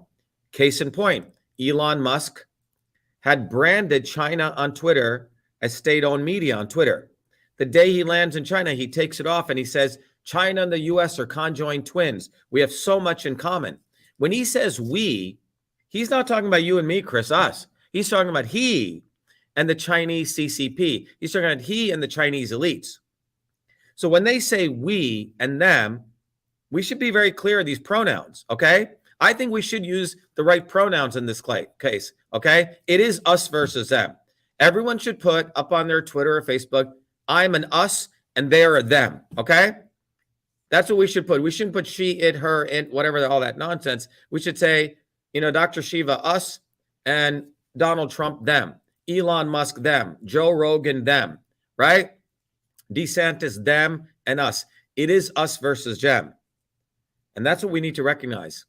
And so I really want people to awaken to this concept that this has been going on for 3,000 years, always ensuring that the slaves fight among the slaves and we don't organize among ourselves. You got someone who came from my background who's telling us that we better organize ourselves and not look to a worker in China or to a worker in India or a worker in the United States as enemies, because ultimately we're all getting screwed. I love that answer. And I love how you brought up the connection there with Nixon and Henry Kissinger and how they laid the groundwork for this relationship. All Republicans, right? So now it's in vogue to make China the enemy, right? Well, Ivanka Trump doesn't make China the enemy. She's making sure her daughter is learning Chinese really well, right? She got all her trademarks in China. Hunter Biden makes sure he's good friends with the Chinese. You see, really look at the left and the right. They're all buddies with the Chinese at the imperial levels. And they want us to make enemies of the Chinese working people. Why? They want us to fight with the Chinese when they're friends with the Chinese. I love that you brought up their granddaughter speaking Mandarin in front of President Xi. It's very fascinating. Yeah. So and by the way, Trump said something interesting. He goes, I love Xi Jinping. He runs China with an iron fist. We should do that here. What the hell is he talking about? A real true American there. That's what I'm trying to say, but that's what he said. So the MAGA cult needs to get their head out of their ass, and then the left-wing people need to recognize that China doesn't give a fuck about their workers, right? They abuse their workers. They have whole cities called cancer cities, 10 million people with cancer. Horrible. Well, let's move on to the next question here. Earlier this month, images show suspected cartel members crossing the border into Texas with rifles. Would you consider armed incursions like this an invasion? And would you use lethal force to stop these armed cartels crossing the southern border? Yeah, so look, the drug cartels are just the illegal form of the government cartels. Okay? Meaning this. Let's be honest. We're looking at organized crime at all levels. The government is an organized crime entity. They have various families which are all organized crime. Sometimes it's a Kennedy, sometimes it's the Obama, sometimes it's a Clinton, sometimes it's a Trumps, right? And everyone on that stage, one of them will become the next leader of the next organized crime. All right? They have drug cartels, which are sort of the illegal version of the organized crime. And when you hear people coming over the border and letting these crimes take place, this is done by design.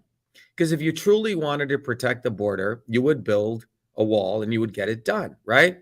You would ensure that quote unquote illegal immigration didn't take place, right?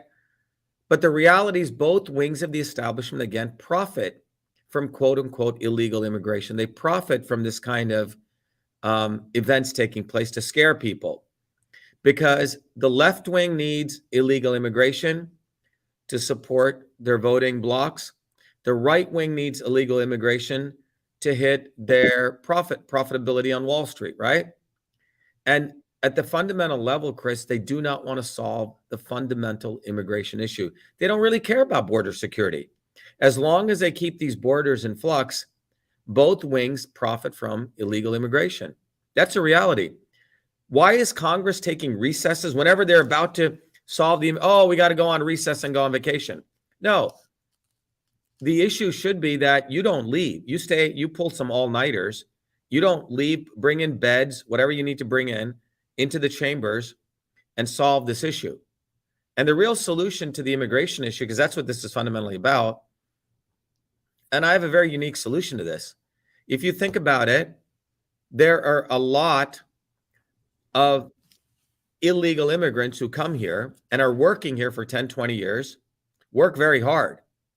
I say take all those people, let's say there's around 20 million of them, and if they are in fact working hard, and I've done some math on this, and you put them on the path to immigration, which means now you start collecting tax revenue, you could collect close to $1 to $2 trillion in tax revenue, which is nearly 40% of the federal budget, okay?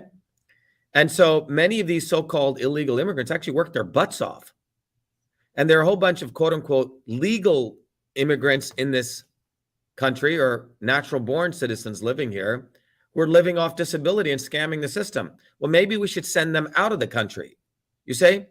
So I think we need to reassess what is citizenship, what is someone who's actually working here and someone who's not working here. I know many people who are US citizens who are scamming the system, living off disability, when they're absolutely well-bodied and able to work. You follow what I'm saying? So neither wing of the establishment wants to solve the immigration issue because they're profiting from it. And as president of the United States, I would pass some executive orders to make sure that some of the solutions I'm talking about are executed overnight, right? It would generate revenue for the economy, right? You would start really addressing these immigration issues overnight. Excellent. Well, this kind of also dovetails with that last question, and it's a straight up war hawk question. Would you support sending U.S. special forces into Mexico to take out cartel forces on the Mexican side of the border? Would I support U.S. forces going to take out Mexican? Yeah, it's a war hawk question for sure. Well, first of all, we have to recognize that Mexico is a sovereign nation, right? Once you start doing shit like that, anything becomes possible, right? But the United States imperialism has always had a policy of going and doing whatever the hell it wants anyway, right? We've gone into Chile, we've gone into all parts of Latin America and been a police force there to support dictators, etc. I think the real issue to ask is, why isn't Mexico taking care of this? Does anyone know the answer to that? It's a good question. Maybe because they're profiting from the sale of the drugs, moving it up into the United States? Yeah, and if you actually unravel this question, I did a video on this several years ago, you'll find out that the drug business, the drug cartels, and I don't have time to go through the details, but many US businesses use the drug cartels, listen very carefully, in Mexico to launder money. Okay?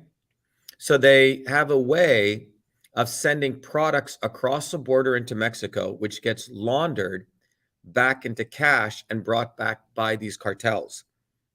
So the drug cartels actually serve many, many US business interests for money laundering. And perhaps I'll redo that video sometime this week or next week, Chris. But there is a reason that the drug cartels are doing this. And there's a reason there's no enforcement, because they are serving US very, very powerful business interests to do money laundering. That's what this is really all about. Many years ago, I met a very interesting guy who's a multi-billionaire.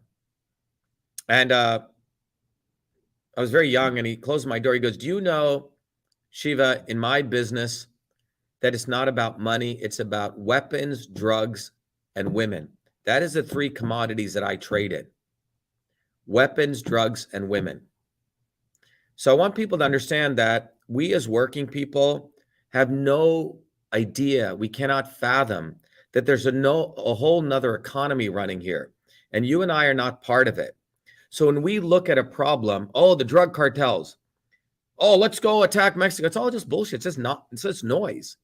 You see, these are just, two birds just yapping away. It's just noise. The fundamental issues are much deeper. The reason cartels exist, the reason they go back and forth, is because it's a way of doing business for US imperial interests. And we have to awaken to that. And we have to recognize that, again, it is us versus them.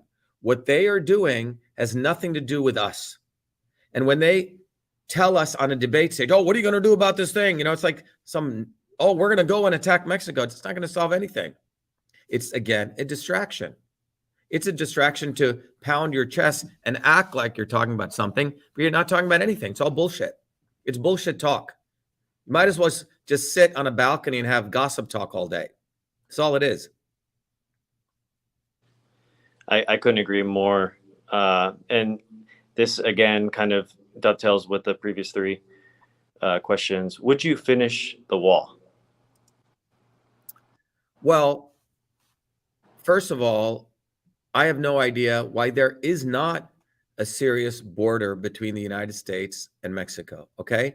There's so many technologies now. Come on.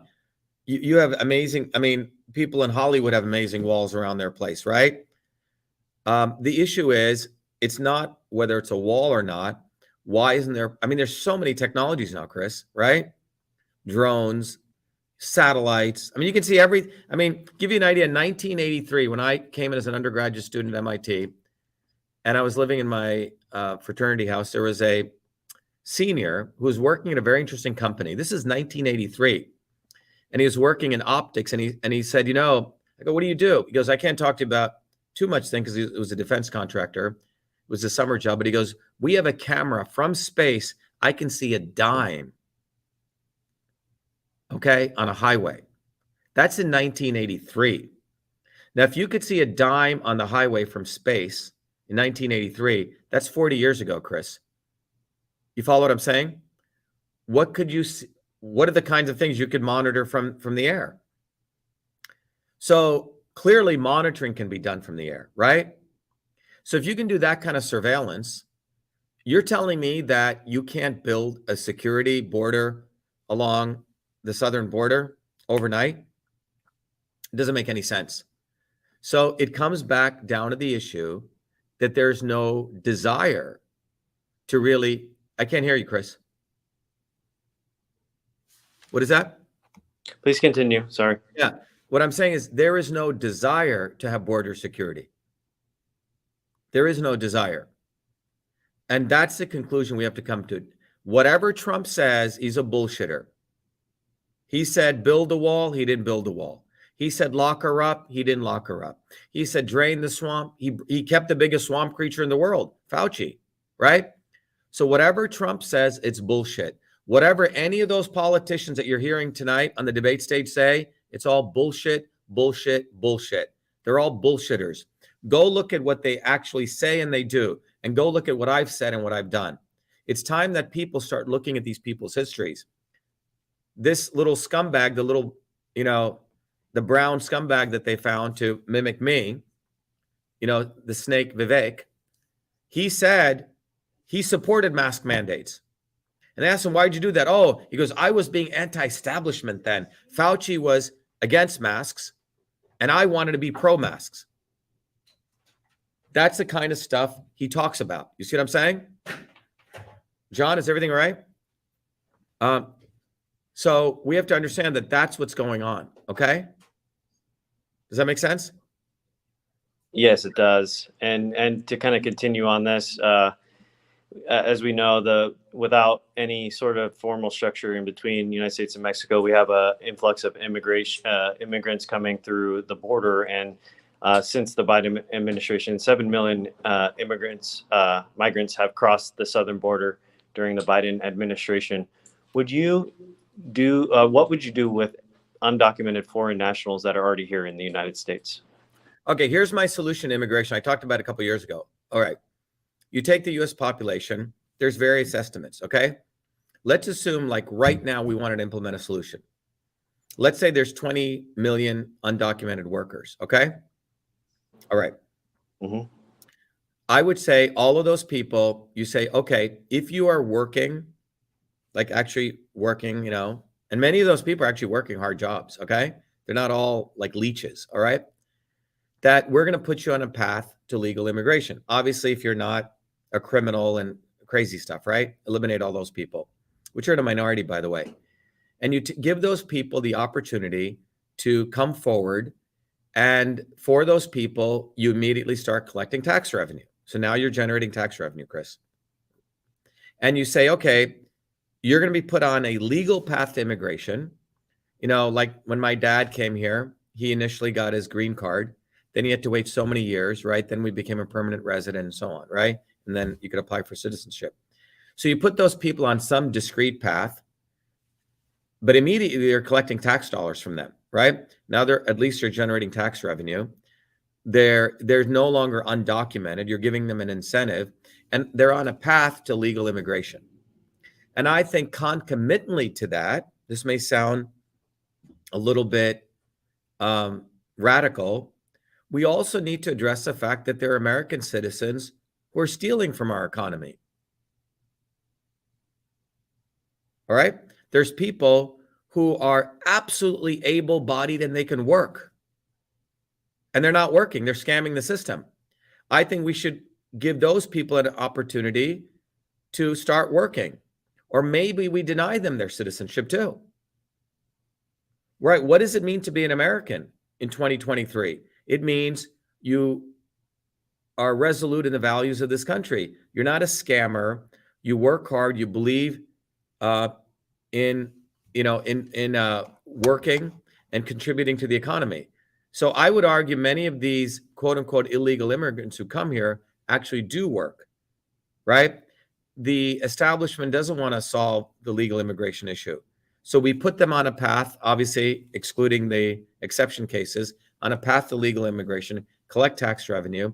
And then you also relook at some of these people who are taking a lot of revenue from the budget, but they're not producing anything.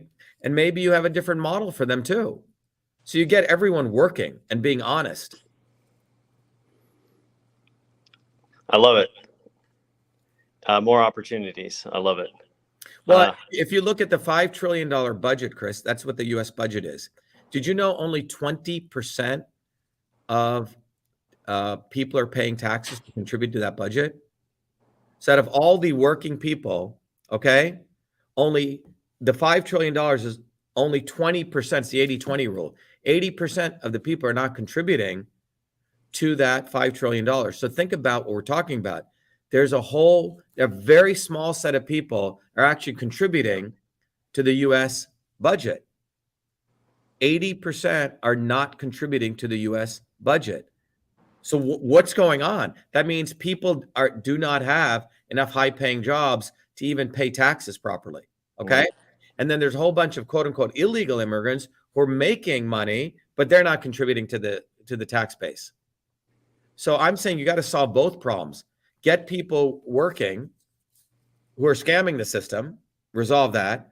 Get the illegal immigrants who are working and get tax revenue from them. And then take the other people who are able-bodied and retool them so they can produce higher performing wages, right? So it's really not two-part, but three-part issues that we need to affect. And they're all closely interrelated.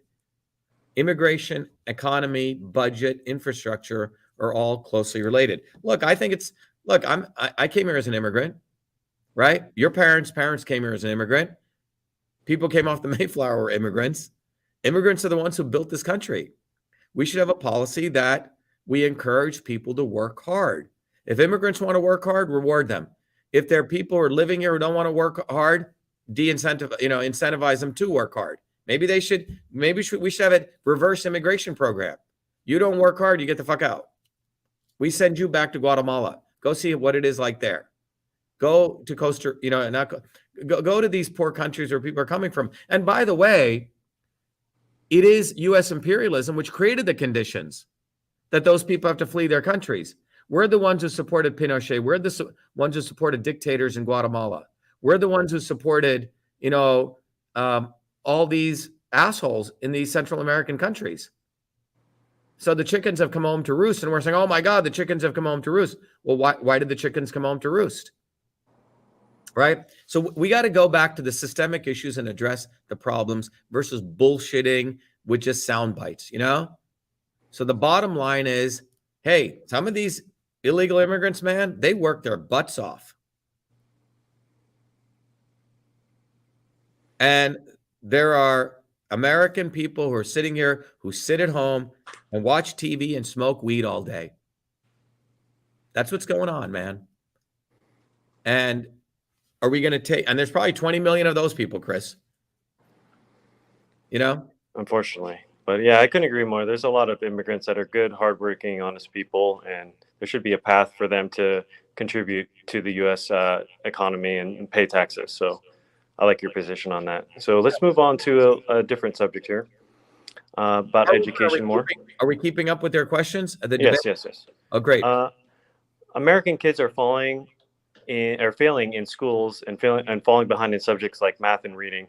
How would you fix American education? Well, look, as someone who you know, really enjoys reading, writing, and arithmetic. I was brought up on all this. I think these are the fundamentals, but there's something even more fundamental than reading, writing, and arithmetic. It's called system science. One of my mentors, Jay Forrester, who was a professor at MIT, he's one of the founders of the science of systems in the early 1900s. The reason MIT became a great institution was they taught their graduates how to think from a system standpoint. Jay Forrester died when he was 99 or something, but he was a teacher at MIT until 93. And he had a vision to teach systems thinking at the kindergarten level. And I've sort of taken that torch. And many of you know, we have this movement called Truth, Freedom, Health. You can go to truthfreedomhealth.com and check it out. But I have created a curriculum that I can teach any child for free, systems thinking. If you're an adult, you pay a little bit and you can give it away to any child as you want. So we've embodied that. But I believe that kids should learn systems thinking first and then reading, writing, and arithmetic. Why? Because when they learn system science, they're going to say, oh, shit, I need reading, writing, and arithmetic. Most people don't understand why they need reading, writing, and arithmetic, right? So when you teach someone systems thinking, you know what you start with? You teach them how to run, let's say, a lemonade stand. It's a good exercise. Well, when you run a lemonade stand, you say, oh, wow, I need to learn how to count. I need to learn arithmetic because you're taking people's money in. Oh, I need to learn how to read because someone's going to, and write because you have to create marketing literature, you say? So you start realizing that when you set up a lemonade stand, which is a system you have to create, you need to learn how to talk, customer service, you need to know how to read, you need to know how to write, you need to learn how to count, you need to learn some accounting. So that's why I believe the foundation of education should begin with system science. And I believe also reading, writing, and arithmetic, a broad set of that is training the brain. There are certain things that you have to do repetitively, right? If you want to learn how to be a great golfer, you have to hit a certain number of balls. If you want to be a great pitcher, you have to go out. I mean, I used to throw X number of balls, right? If you want to be a great athlete, you have to do a certain amount of repetitive stuff. Mathematics, it doesn't come overnight. You have to do certain problems. Some people will learn, let's say, algebra doing 10 problems. Other people may have to do 1,000 problems. Everyone's skill set varies. But you have to have an environment where these fundamental skills are taught. I'll give you an example. Regularly, they're the top, the National Academy of Engineering and Sciences lists the top 10 scientific papers. It used to be Americans were always the top 8 or 10. It's no longer true. We're lucky for the bottom 9 or 10 now. And this is a fundamental result because you have a bunch of idiots who started with the Department of Education. Before, if you go back to the old schoolroom house, a one-room schoolhouse, Chris, a teacher had a lot of authority. The teacher would look at the students and say, oh, Chris needs to learn this a little more. John needs to learn this a little more. So they tweaked their education because they were heavily involved in a personalized way to deliver the right kind of education to the right students. When this top-down model of education developed by the Department of Education, the accountability of teachers was removed, right? They just followed a top-down curriculum, just like what doctors do now. It was all centralized. So we have to enable, the Department of Education should be completely busted up.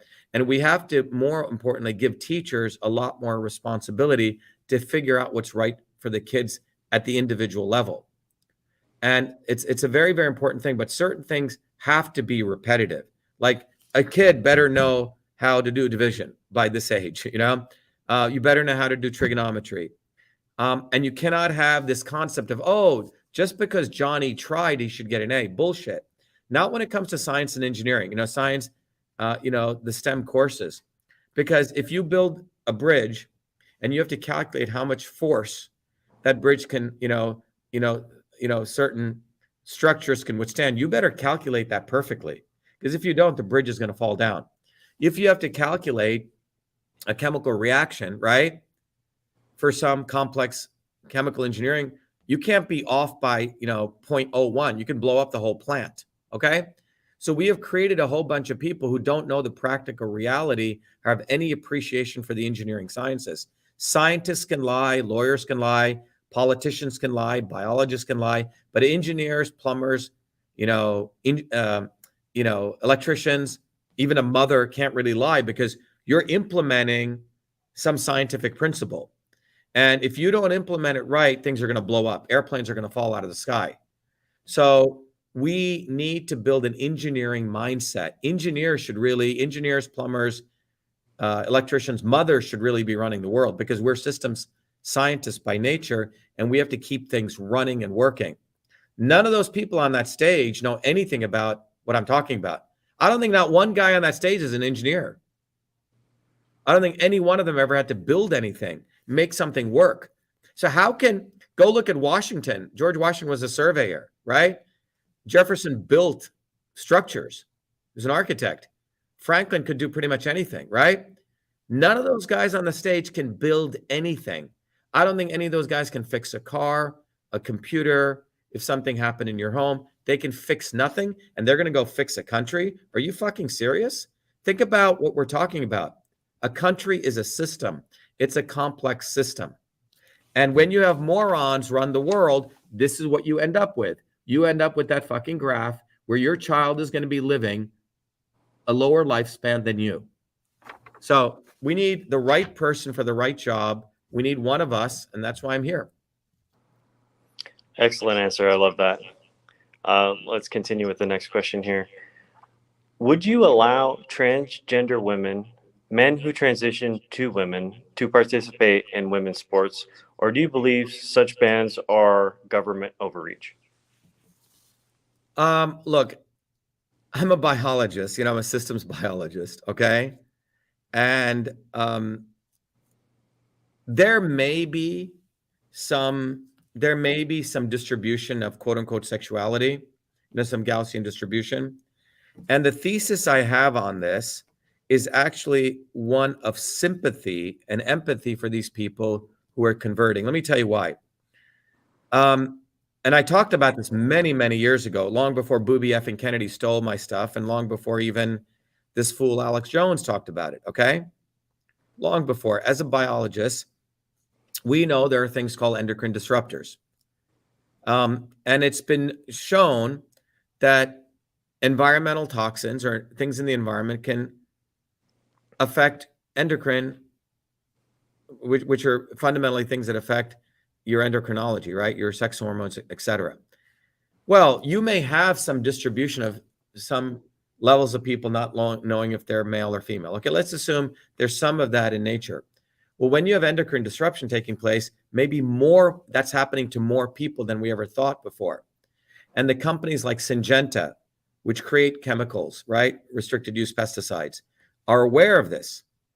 So they support nonprofits and some agencies to try to normalize this endocrine disruption and make it cool to have sex change operations, cool to be confused about your sexuality. They're trying to normalize something that's being caused by their products, their harm to the environment. And I believe that's what's going on.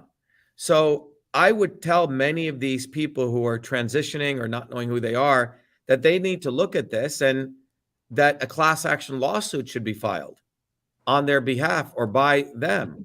That maybe the reason I'm so unsure about my sexuality is maybe there's something physiologically wrong on some level, epigenetically, that should be explored. So I want us to think about that and start having some sympathy for people, okay?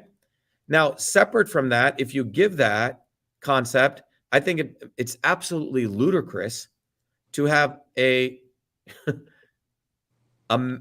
full male with gonads of a male suddenly saying he identifies, right, as a woman, being able to participate in women's sports. I think it should be absolutely banned and should not be allowed. Absolutely no. Maybe there's some rare exception case, right? But I don't think even there, I don't see it, okay? So absolutely, but I think concomitantly, we should also, support this other exploration, and we need to fund more science. I mean, the work of Tyrone Hayes was really the one work that was done at Berkeley, which showed this in a series of papers. And he was vilified for this. He's the one who showed the sex changes from endocrine disruption of this chemical atrazine. But why don't we fund a lot more research in this and really get to the heart of this from a scientific perspective, so we could start having more of an appreciation of what's going on, and that people are trying to normalize something that should not be normalized.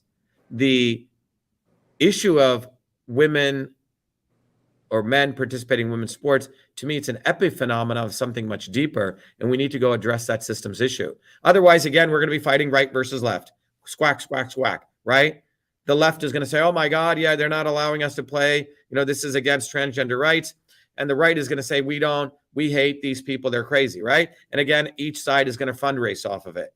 And we're not addressing the fundamental issues. And this is inhumane in my view. I think that's an excellent answer. Unfortunately, I think many of the GOP on the stage would find your answer, your scientific answer, to be bigoted. But science has now become conflated with being bigoted. So it's unfortunate. But let's move on to the next question here. President Biden will be 82-year-old on Inauguration Day. Most Americans say he's too old. Should he have to pass a mental fitness test? Well, I think all presidential candidates should have to. I think, frankly, all presidential candidates should itemize all the pharmaceutical drugs that they're on, every single one of them, for example. And I think from a national security standpoint, I think it's absolutely good. People take physical tests and they take mental tests, because as a commander in chief, think about what that means. You're commander in chief. You're in the military right now. You're commander in chief. And I believe most soldiers have to take mental fitness tests and physical tests. So if you're the commander in chief, I think that rule should apply to you also. And I think that's absolutely fine. But by the way, there could be a 60-year-old who's less unfit than an 82-year-old, okay? It's not age, it's how you take care of your health and what you're doing. I'd really like to know all the drugs Booby effing Kennedy's on. We, for example, know that he's taking legal steroids, and the proclivity of legal steroids to cause blood clots is about 100,000 times more than even the mRNA vaccine. But he should release what he's done. He should talk about how many flu vaccines he's taken. I think a medical record of the commander in chief, I think, is okay. I think it's a good thing. I like that answer. I think it's more than reasonable. For instance, every CEO who takes leadership of a company undergoes a similar test as well. So right. It makes sense. Okay. Next question deals more with faith. So faith is in decline in this country. Is there a role for the president of the United States to change that? I'm assuming you're saying faith in what? God, right? I would assume faith in God, religion. I think if you really look at this, I think it's a broader question of, do any of these people actually have any values? And if you really think about it, there was a question and answer with Megyn Kelly asking Booby effing Kennedy in a question and answer. And it's a very interesting interview because she starts talking about Herschel Walker, that the fact Herschel Walker talked about that he's pro-life, meanwhile he had a bunch of abortions, right? And then she's, it's leading up to this question. She says, oh, and one of your uncles was a philanderer, talking about JFK, and your other uncle killed a woman in Chappaquiddick. And so Booby effing Kennedy responds by, squirming in his chair. And he says, personal integrity and public integrity are two different things. To me, that is the heart of why none of these people have any faith in a God, because it's basically the devil's game that they play, that you can be one way in your public life and you can be a scumbag in your personal life, or you can be the other, typically that's what it is, right? And Booby effing Kennedy is an epitome of that. In fact, all of these people are epitomes of that. They talk all this stuff about religion and all the stuff about, being a good human being. Meanwhile, they go buy a drug for $5 million, right? Knowing it's a useless drug, taking investors' money, crashing the stock, and moving on. Like, how can you do something like that in the outer world and then talk about being a Hindu or being a Christian or whatever it is? So I think we live in a world of corrupt human beings who are now heading up corrupt institutions end to end. So the institutions, Chris, reflect the state of consciousness. The judges are corrupt all the way through and through. The Congress people are corrupt through and through, right? Evidenced by the fact that all of them voted for the passage of CISA. All of these presidential candidates are corrupt through and through. And the reality is none of them have to live like you or I do. None of them actually work for a living. They're usually talking one thing and doing something else, or they're moving money around all day long. They don't have to live a real life. They don't have to really, work on a paycheck, or pay people salaries, right? None of them have to do that. It's about massive movement of money through friendships. They all go to a certain school. They make their hedge fund friends. They live in little cliques. They have their own cabal. So when they want to get their kid into a university, the kid doesn't have to work. It's a phone call that's made to the dean of the school. You see, they live in a completely different world. They don't need to have faith in God because they frankly don't believe in God. They don't even have to work. Why do you need faith? You need faith to have some resilience. So you believe in something and you work hard. They don't have to believe in anything because they get everything.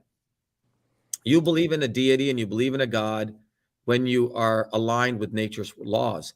They're not aligned with nature's principles. They live in la la land. They don't have to live by the laws that you and I do. So they don't need faith, right? So that's why I believe they're part of Satan. They're part of the devil. It is a spiritual battle at a very fundamental level. And so faith is declining because the leaders have they don't have any faith. So the issue is, it's a very critical time because people need to choose leaders that raise your consciousness, that raise your standards, right? As a leader, I shouldn't go down to the lowest standards. If I said my personal integrity and my public integrity are two different things, you should really wonder, well, wait a minute, what is he talking about, right? How many people has he murdered? How many people has he, screwed over, right? That's what you should wonder about. But that's what the level of denigration of values that has occurred because of the quality of leaders, right? Trump can go bang some women while his wife is pregnant, can pay off a prostitute, and then you still have these Christian right people forgiving him. I mean, come on, right? All this nonsense. You have the contradictions are so amazing because the leaders' personal integrity and public integrity are actually different.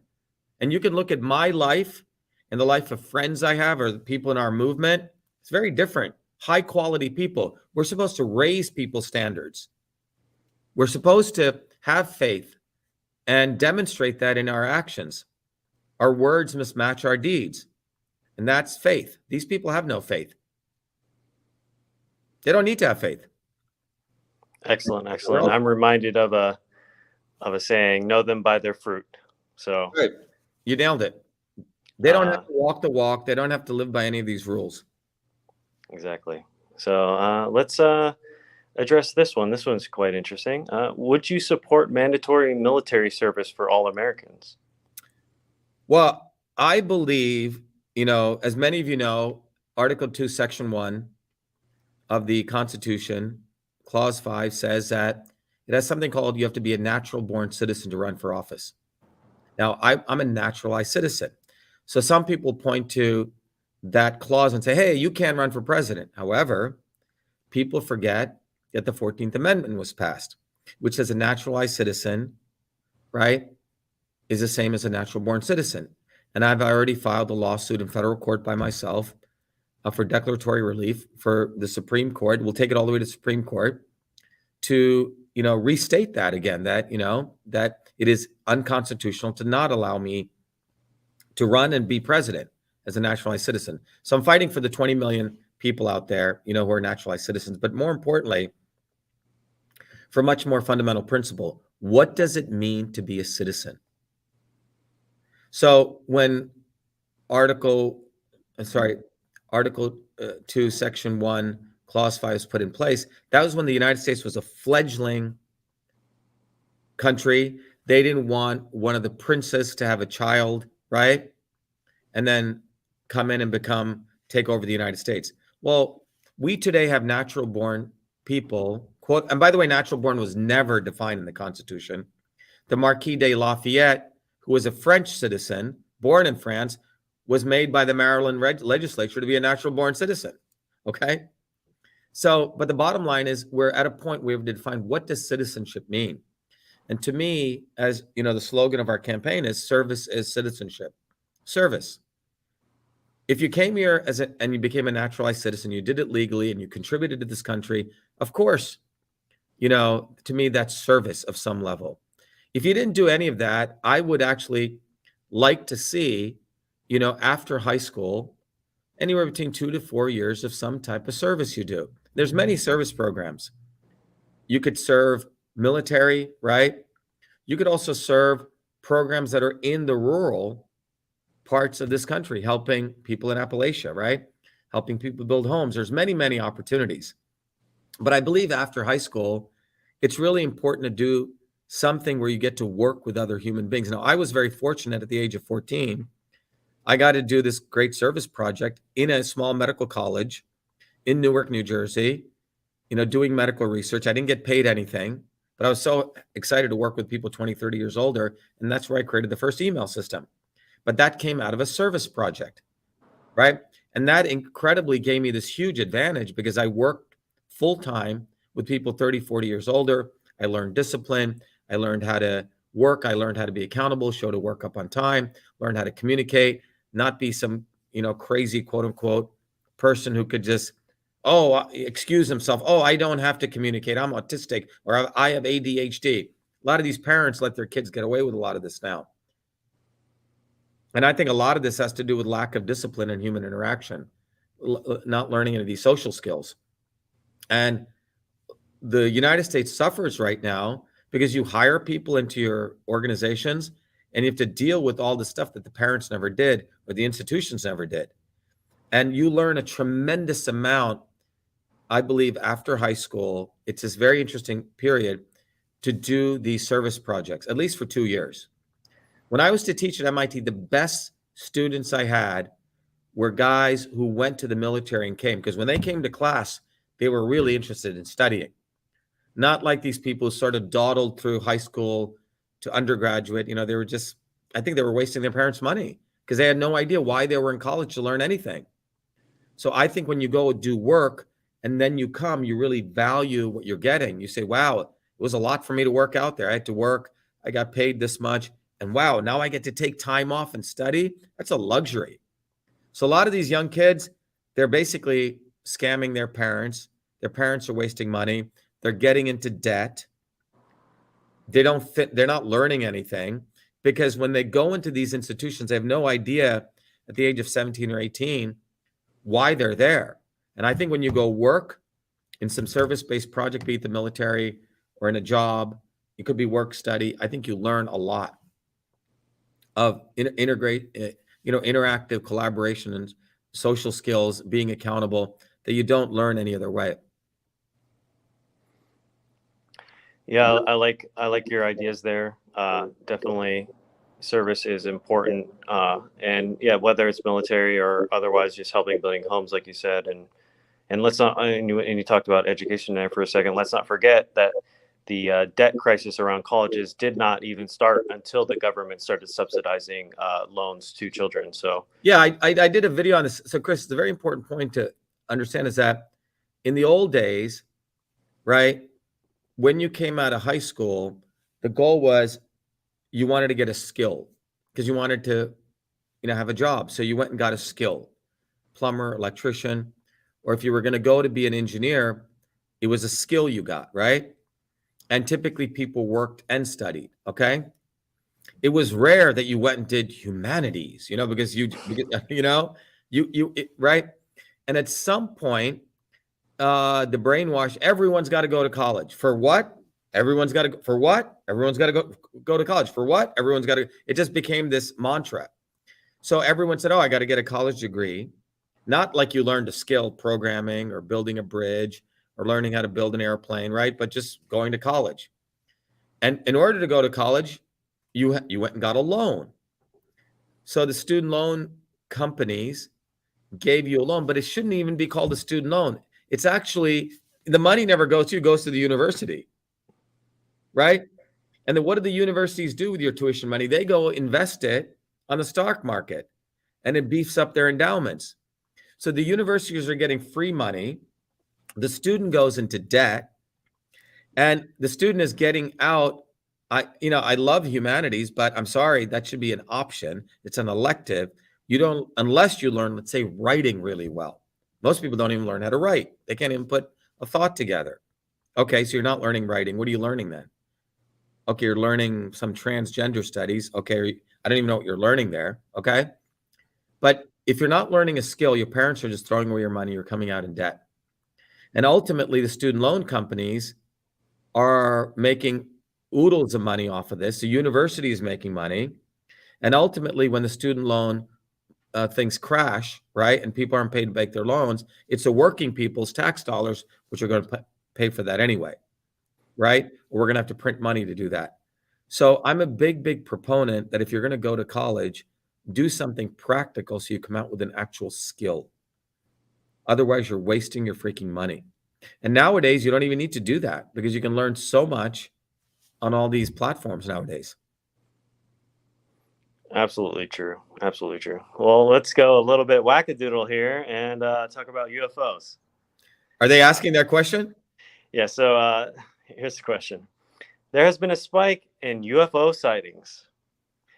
There were recent hearings in Congress. If you were president, would you level with the American people about what the government knows?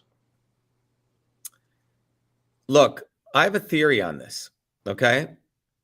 In 1970, to give you an idea, the US military had a technology they could fly an airplane and they could watch on old CRTs, they could detect what you were typing on your CRTs. Let me repeat that again. An airplane flying above your house on those old CRT screens could figure out what your keyboard was typing. Okay, that's 1970. How many years ago is that? That's 53 years ago, right? All right. So if they have that kind of technology back then, or for example, that optical lens I was talking about, I would venture to say that there have been a lot of skunkworks projects that we ourselves, the military, has been doing that has developed some quite extraordinary types of technologies, leapfrogging anything we have that we don't actually share with the broad public because it could disrupt some of the existing businesses and economies. Okay. So if you follow that path through, those could be indigenous technologies, which you brand as UFOs. All right. Because, if you really look at it, we did the Manhattan Project when? 1940? We split the atom then. And then we did the hydrogen bomb. What have we created in terms of nuclear technology since then? Can you name one thing? I mean, in 3 years, they put a bunch of scientists on top of a mountain in the Manhattan Project, and boom, within 3 years, they come up with the ability. I mean, the technologies that they did were incredible, right? A fission reaction, splitting the atom. I mean, this movie Oppenheimer's out, when I first came to MIT, I met some of the early scientists, and they had to solve all sorts of problems, physics problems, physical chemistry problems, containment problems. All this stuff got done in 3 years. Now, so I find it quite remarkable that we haven't seen any Twitter is not a grand innovation. I'm sorry. Facebook is not a grand innovation. I find it startling that we haven't had any major freaking breakthroughs like that, right? You could say 93 years almost, or 83 years, or 100 years. And I would venture to say that there have been skunkworks projects that have been making some breakthroughs. And for some reason, which can't articulate right now, they haven't come out to the broad public. Maybe they're too disruptive. Like maybe we can do some incredible stuff with fusion energy that we don't need to depend on anything anymore. Stupid solar cells or windmills. It's done, And maybe some of these technologies people don't want to come out. Maybe we have technologies that can propel aircraft at the speed of light. We don't know, right? But I find it fascinating that in the midst of all this technology development, that curve didn't go along that same line, just as a technologist. So I would like the US government to release all of this. I think the public should know. Because, and I think in my view, I think we'll find out that a lot of this technology is actually indigenous. So when you say unidentified flying object, it doesn't mean it's from another world. It means it's an unidentified flying object. And I think we should first look, at the elephant in the room, which is a lot of this stuff may already be developed here, and we're branding it as UFOs. And again, it creates a distraction. And look, if they're alien life forms, the reality is there's probably are other life forms. When you work out the probability, there's always a question that's the interesting mathematical question, the distance of life forms away, and do they exist in the same time continuum that we are? And there's also this other question that do certain life forms after a certain point destroy themselves, so we never meet. So life on Earth could be quite unique at this point in time, right? There's a lot of fascinating questions. I think the government should be openly, fully transparent on all of this. But again, if there's, as we know, corruption between the government and certain elite imperial interests, then maybe they don't want some of these technologies coming out because it's basically going to make war meaningless. Maybe it'll make many, many energy distribution things meaningless. And they can't have a sudden change in the economic situation because it's going to collapse most of the elite's current economy. And I think that's where more of it is, Chris. I couldn't agree more. And how would they profit off their climate change scam if we had free available energy with no low emissions? So right. And if you look at all those guys on that stage, they all have connections to hedge funds and Wall Street and big VCs that, let's say there's a technology that we've already developed that can do fusion on a table. And if you remember 1983, when Pons and Fleischmann at the University of, where was it? It'll come to me. Discovered, they actually had, it's a very fascinating story. So fusion, everyone knows, is where you bring nuclei together and you generate more energy than fusion, nuclear fission. Okay. Now, these two scientists were able to do fusion on a desktop. It's called cold fusion.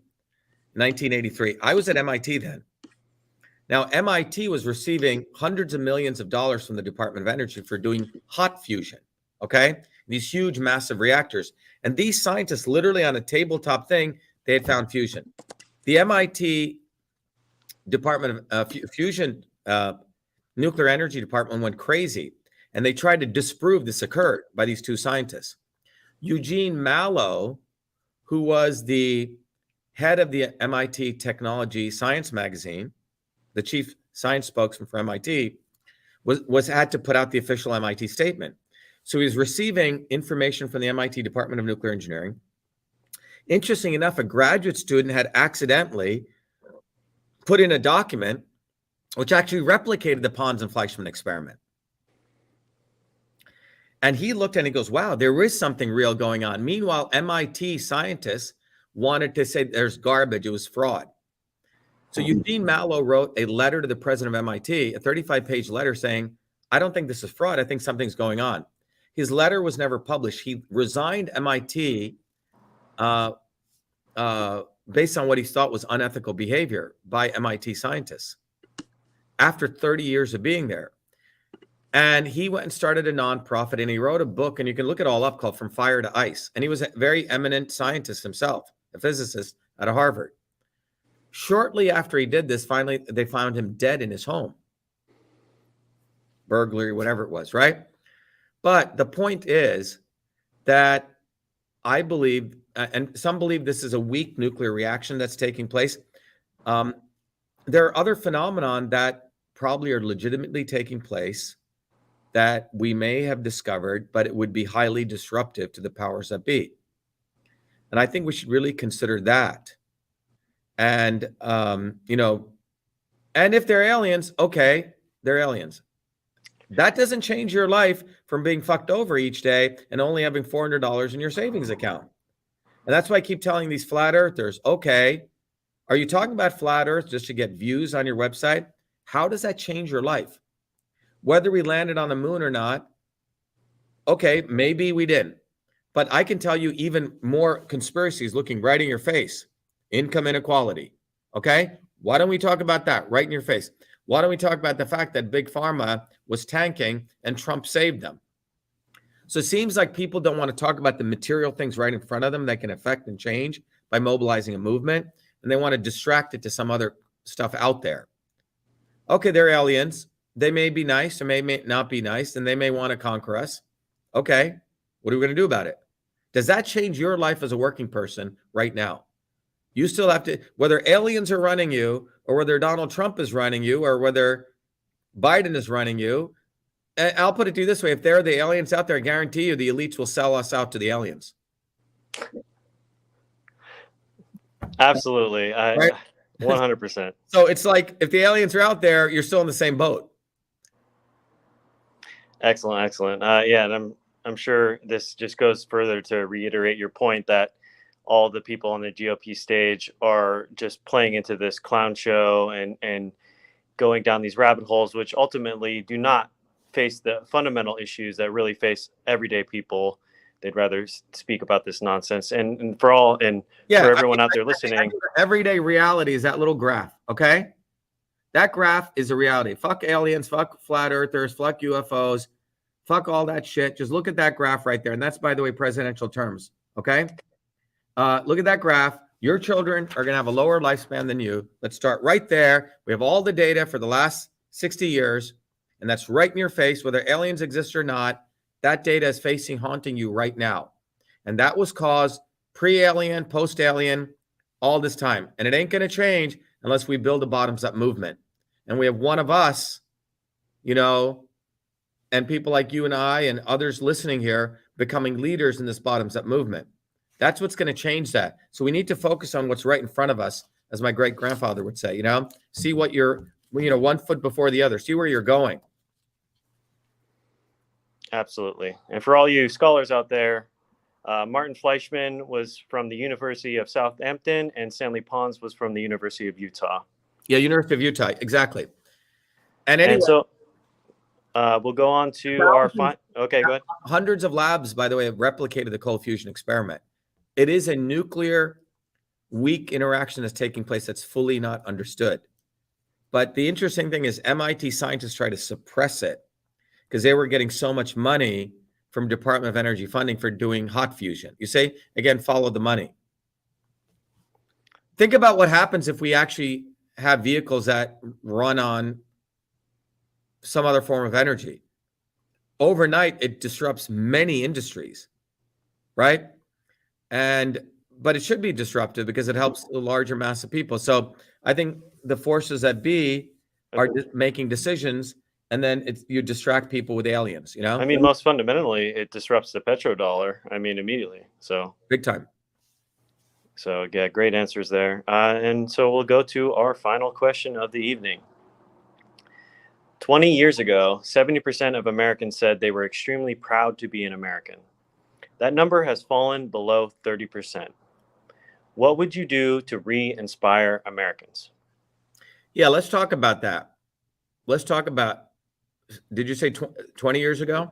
20 years ago, 70% of Americans said they were extremely proud. And that number has fallen to now below 30%. Right. So let's think about 20 years ago. That's about 2000, right? And that's right in the middle point of where I'm taking away. So if you go from 1970 till 2023, right? It's about 40 years, right? Right in the middle point of that time. You follow what I'm saying? Mm-hmm. Okay. And that's when people started awakening to how screwed they were getting by going back to the central principle I talked about at the outset of this conversation, which is between 1900 to 1970, there was a vibrant bottoms-up American working class movement, which is why people have any of the luxuries that they have today. Luxuries meaning the 8-hour workday and infrastructure. America was truly, the light on the hill. Not from Ronald Reagan just saying that and, talking whatever, right? But it was because there was this true bottoms-up movement that ensured that working people's wages all increase, and it was a powerful working class. But starting in 1970, right, is when all of that went the other way, because the left wing and the right wing, Democrat and Republican, consolidated power, and they make sure that the working class never built these bottoms-up movement. And so 1970 was the beginning, and by 1993, right, 20, let's say 20, around that time frame, it's pretty close, right? People no longer were proud of America. But I would argue when they say proud of America, they're saying proud of the leaders of this country. You follow what I'm saying? Proud of leaders. When they say America, they don't mean you and me and the working people, right? So we need to say they're actually are done with the leadership of this country. To me, that's the way I interpret it, Chris. When they say people are proud of, I don't think we should take it personally, you, me, and working people, because I see working people struggling and knowing they're in the same boat.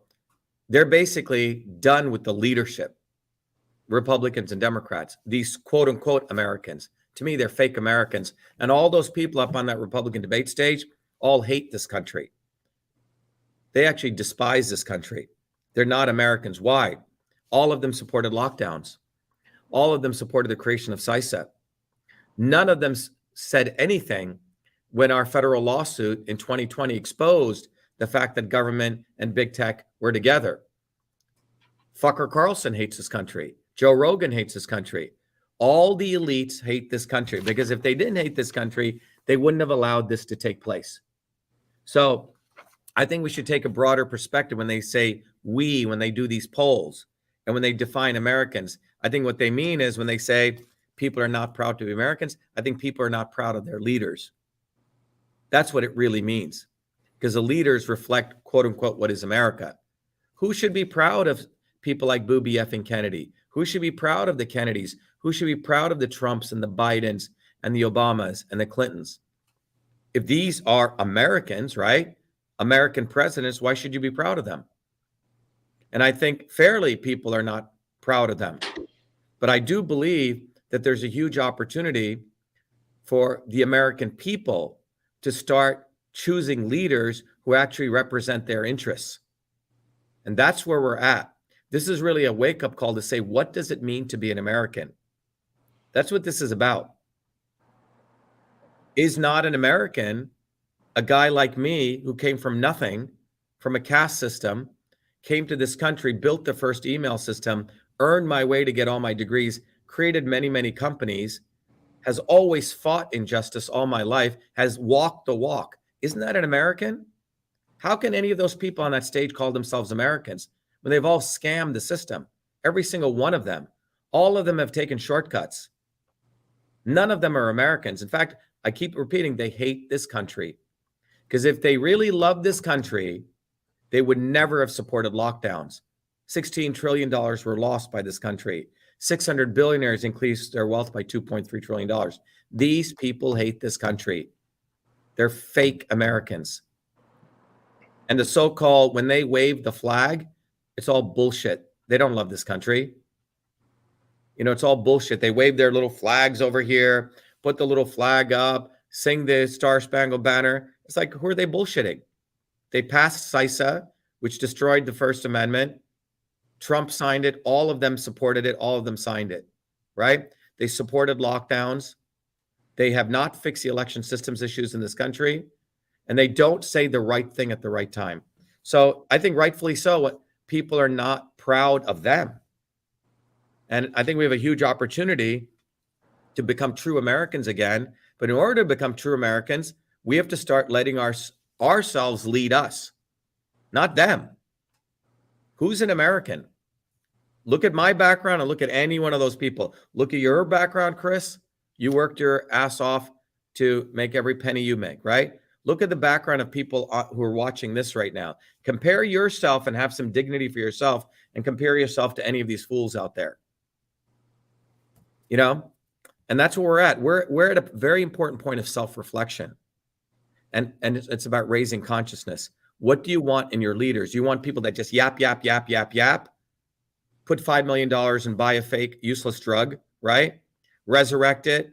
Don't really care about it. Do you want people that when you should have said something against lockdowns and say anything and then write books about Fauci after the fact is done? What kind of people do you really want? Do you want people who are real fighters or fake fighters? Are you going to put up with the bullshit? Because what you're seeing right in front of the stage right now is a whole bunch of bullshitters. And the elites are looking at who can bullshit people better. That's why they do these debates. Who can bullshit people better? Ooh, he got a good poll rating. Okay, he's a better bullshitter. We got to get him in because he learns how to mimic all the words, steal Dr. Shiva's words, and he's confusing people. We need the real McCoy. I'm the real McCoy. You're the real McCoy. And everyone who's watching this is a real McCoy. But we have to have some serious standards for ourselves. Absolutely. And so that wraps our questions for this evening. It was a wonderful first GOP debate where we actually provided real answers to the problems facing this nation. And so I thank you for your time. And I guess I'll leave it for you to close the floor. If there's anything else you would like to say to the American people out there, make your case. Why should you be the next president? Let me begin, Chris, by going back to where I started, okay? I just want, once again, Chris, everyone to look at that graph, all right? Just absorb that graph. And let me go back to two versions of this graph, right? You go back to 1980 to around 2014, and what you see is all these gray lines represent all the industrialized nations' life expectancy. The dark gray line is the average of the life expectancy of all the industrialized nations, and they're going up. Starting a little bit after 1980, around 1984, the U.S. started going this direction. In fact, went down, but it's been going in a diversionary way. In fact, it's been going down here. And in the recent past, it's gone like this. This means your child will have a lower lifespan than you. It's going down.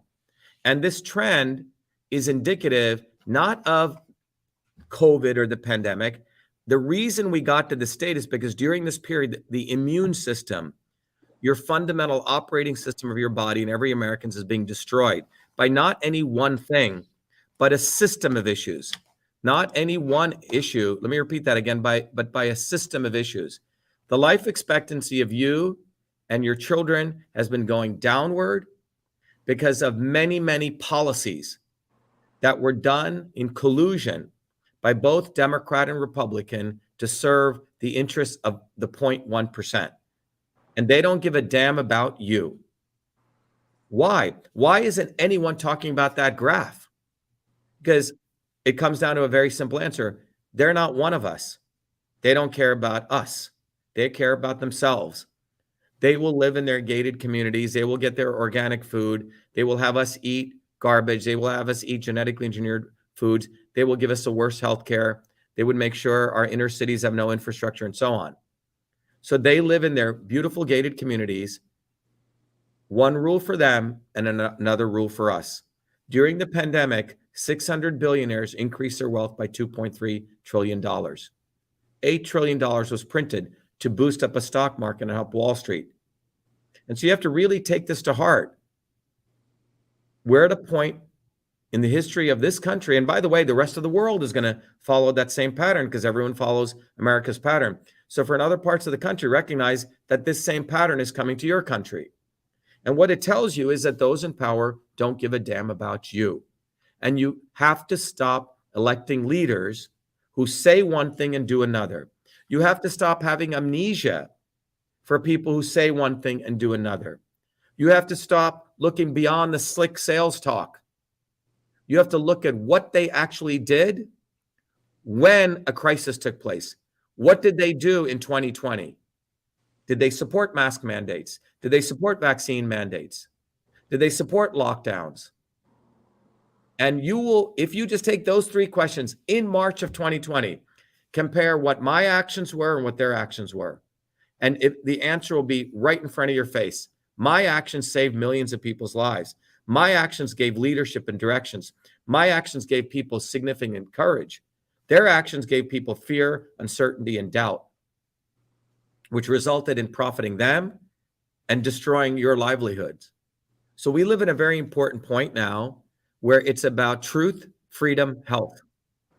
That's what this is about. And you can no longer, as this graph says right here, choose a lesser of two evils. Because if you don't care about yourself, it is killing your children. And if you continue doing this, you're no different than if you remember the old cartoon with Charlie Brown, who keeps running to think he's going to get to kick the ball. And Lucy always, picks up the ball. You're the fool. If you continue voting for the lesser of two evils, you're like poor old Charlie Brown, and you deserve what you get. But what I can tell you is you have a huge opportunity with someone like me, because I'm one of us, I'm one of you. And we have a massive movement right now that is spreading like wildfire, the movement for truth, freedom, health. And that movement gives all of you the opportunity to not sit on your butts, but become leaders in your own community, to go way beyond left or right, to start looking at systemic issues and finding real problems to real solutions. If you go back and rewind today's talk, you'll see for every issue, I didn't take a left-wing or right-wing position. I gave you insights that come from a deep understanding of fighting injustice my entire life, fighting for myself and fighting for you. It's not talk to me. Everything I say is real. It is something that I've endured, so I know what suffering is, like you know what suffering is. And that is why I'm the only candidate who's talking about this graph right now. I'm the only candidate. Tomorrow at 4 p.m., you'll see me and others going at the train station to working people and distributing hundreds of thousands of these flyers. We need to build a bottoms-up movement. We need to shatter the swarm. The swarm are all those people on the debate stage, Republican and Democrat. Black, brown, red, white, color, it doesn't matter. They're a multi-racial, global, decentralized bunch of assholes that do not give a fuck about you. What can you do? Well, go to Shiva for President. Many of you work hard, so we made it easy. Go get a bumper sticker. Get this bumper sticker, put it on the back windshield of your car. Why? 100,000 people will see that. That will be defiance, because you're telling them, fuck off. I no longer believe in your lesser of two evils. I'm supporting a guy who's one of us. Go, if you're a little more adventurous, go out to Shiva for President, download one of these flyers, hand them to your neighbors. It's in the download section. If you want to donate, great, but I cannot take your money without giving something back. When you donate to me, I give you books, I give you knowledge, I give you courses, so you can become a truth, freedom, and health warrior. This is about us, and it is truly us versus them. And they do not want you living long and prosperous. I do. So anyway, everyone, thank you. ShivaForPresident.com, truth, freedom, health to all of you. And I want to thank our host, Chris Bradley, today, and also John Medlar for bird doing the questions. And it's 11 p.m. We have a lot of incredible, dedicated people in our movement and volunteers. By the way, we need to get on the ballot in every state. Go to ShivaForPresident.com. Volunteer, volunteer, volunteer. This is our time. It is us versus them, and we must shatter the swarm. Thank you, Chris. Thank you, everyone. Be well, be the light.